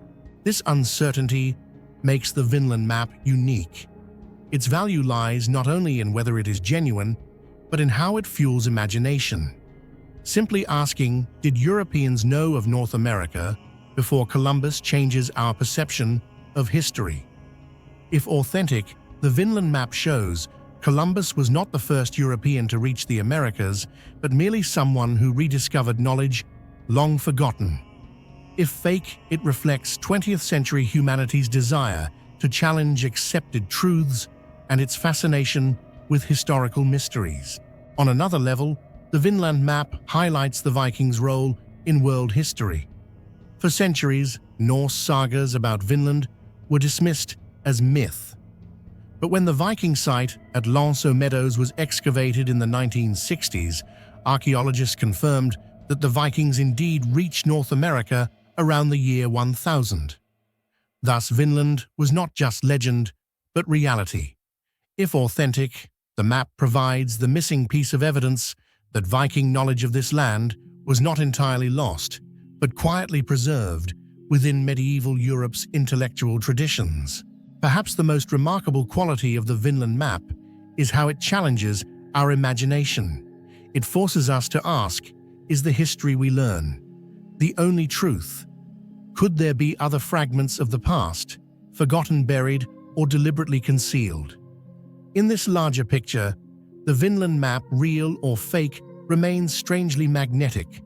It is not merely a map, but a symbol of the struggle between mainstream knowledge and untapped possibilities. Today, the Vinland Map is displayed as a controversial relic. Visitors do not come only to see an artifact, but to join an ongoing debate. Is this truly a 15th century map proving Europeans knew of North America before Columbus, or a clever forgery designed to trick history? The answer is still open, but that very uncertainty keeps the Vinland Map alive in human curiosity and imagination. The Zeno Map, published in Venice in 1558, is one of the most famous and hotly debated maps of the Renaissance. It is associated with the Zeno family, a noble and seafaring lineage of Venice, and was presented as the result of voyages undertaken by two brothers, Niccolo and Antonio Zeno, in the late 14th century. When their descendant, Niccolo Zeno, published the map, he claimed it was based on old family documents, letters, and records that had survived. However, from the very beginning, scholars were skeptical of its authenticity. The central question was, is this a true testament to Europeans' advanced knowledge of the North Atlantic, or merely a product of imagination and the desire to affirm Venice's pioneering role in maritime history? Do you think the Zeno Map truly reflects real voyages undertaken by the Zeno family in the 14th century, or was it simply a product of imagination and Venice's desire to assert its place in maritime history? Share your thoughts in the comments below. One of the most controversial aspects of the Zeno Map is its depiction of the North Atlantic, where reality and legend blend together. While familiar regions such as Greenland, Iceland, and Norway were portrayed with relative accuracy, alongside them appeared a series of mysterious islands never recorded in any earlier sources. Names like Friesland, Estotiland, Ikaria, and Engronland stand out clearly, with shapes, positions, and even details of coastlines, bays, and rivers as if they had been observed firsthand. This surprising level of detail led people of the time to firmly believe in their existence, whereas modern scholars see it as evidence of imagination or misinformation. The paradox is that to this day, no geological or archaeological proof confirms the existence of these lands, turning them into phantom islands that both fascinate and challenge human knowledge. Among the strange islands depicted on the Zeno Map, Friesland is perhaps the most famous and hotly debated case. The map portrays Friesland as a vast landmass lying southwest of Iceland, with a clear shape and coastlines drawn in remarkable detail, giving the impression that the author had seen it firsthand. This level of precision led many later cartographers from Mercator to Ortelius to copy it with great seriousness. For centuries, the repeated appearance of Friesland on European maps turned it into a real entity in the minds of seafarers, inspiring numerous expeditions in search of this mysterious land. Yet by the 17th, 18th centuries, when thorough scientific surveys were conducted, the truth became clear: Friesland did not exist at all. It lived only in human imagination and on the pages of mapmakers, becoming one of the most famous phantom islands in the history of geography. Among the mysterious lands depicted on the Zeno Map, Estotiland is a particularly intriguing example.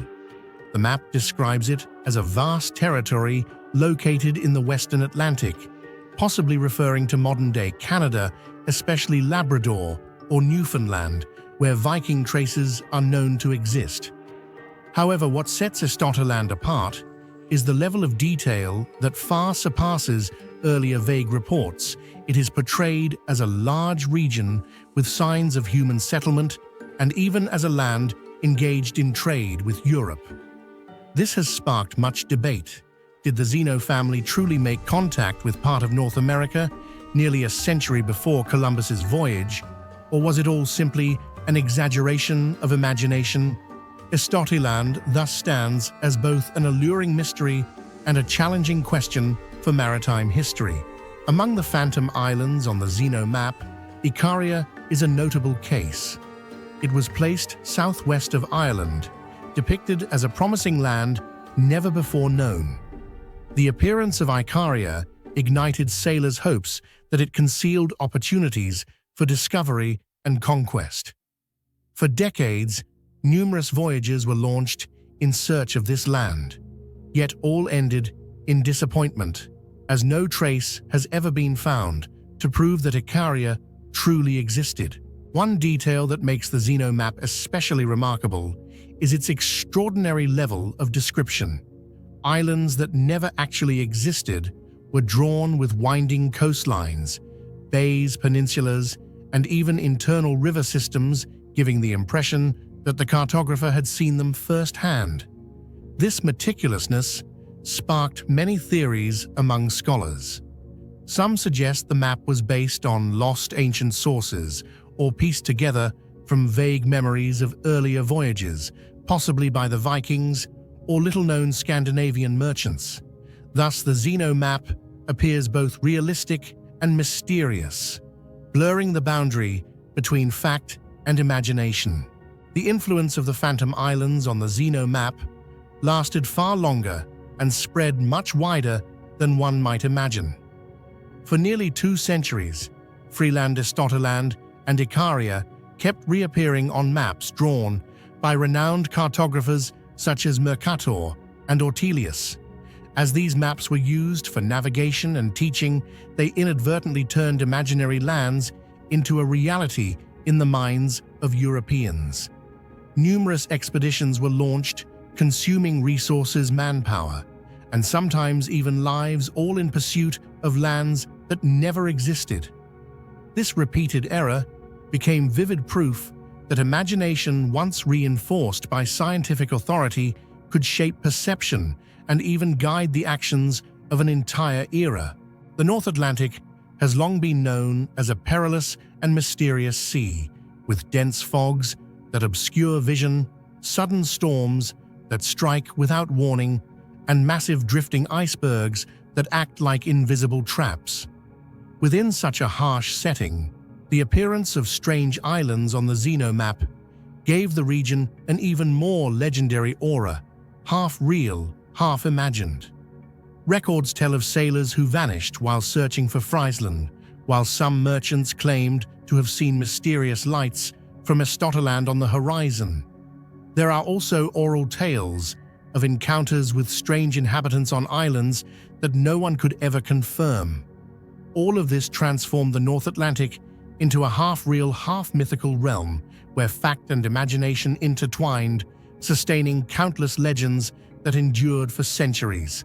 From a symbolic perspective, the Zeno map clearly reflects the blending of scientific knowledge and mythical imagination in the 16th century. It was not just a navigational tool, but also a testament to the human drive to conquer and explore the world. At a time when the boundary between fact and fiction was blurred, the islands of the Zeno map embodied humanity's longing to go beyond the known limits. Today, the Zeno map is no longer regarded as an accurate source of geographical data. Instead, it is seen as a historical artifact, a window into how humans once perceived the world through both knowledge and imagination. Phantom islands like Friesland and Icaria are now valuable lessons maps record not only what exists, but also illusions, dreams, and mistakes of the past. Perhaps it is precisely for this reason that the Zeno map remains fascinating to this day. It reminds us that in the journey to explore the world, Humanity carried not only compasses and sea charts, but also faith, imagination, and the yearning to reach the unknown. The mysterious North Atlantic of the Zeno Map is not only a geographical space, but also a mirror reflecting humankind's timeless obsession. Are there still undiscovered lands, and do we dare step into the dark spaces of the map to uncover the truth?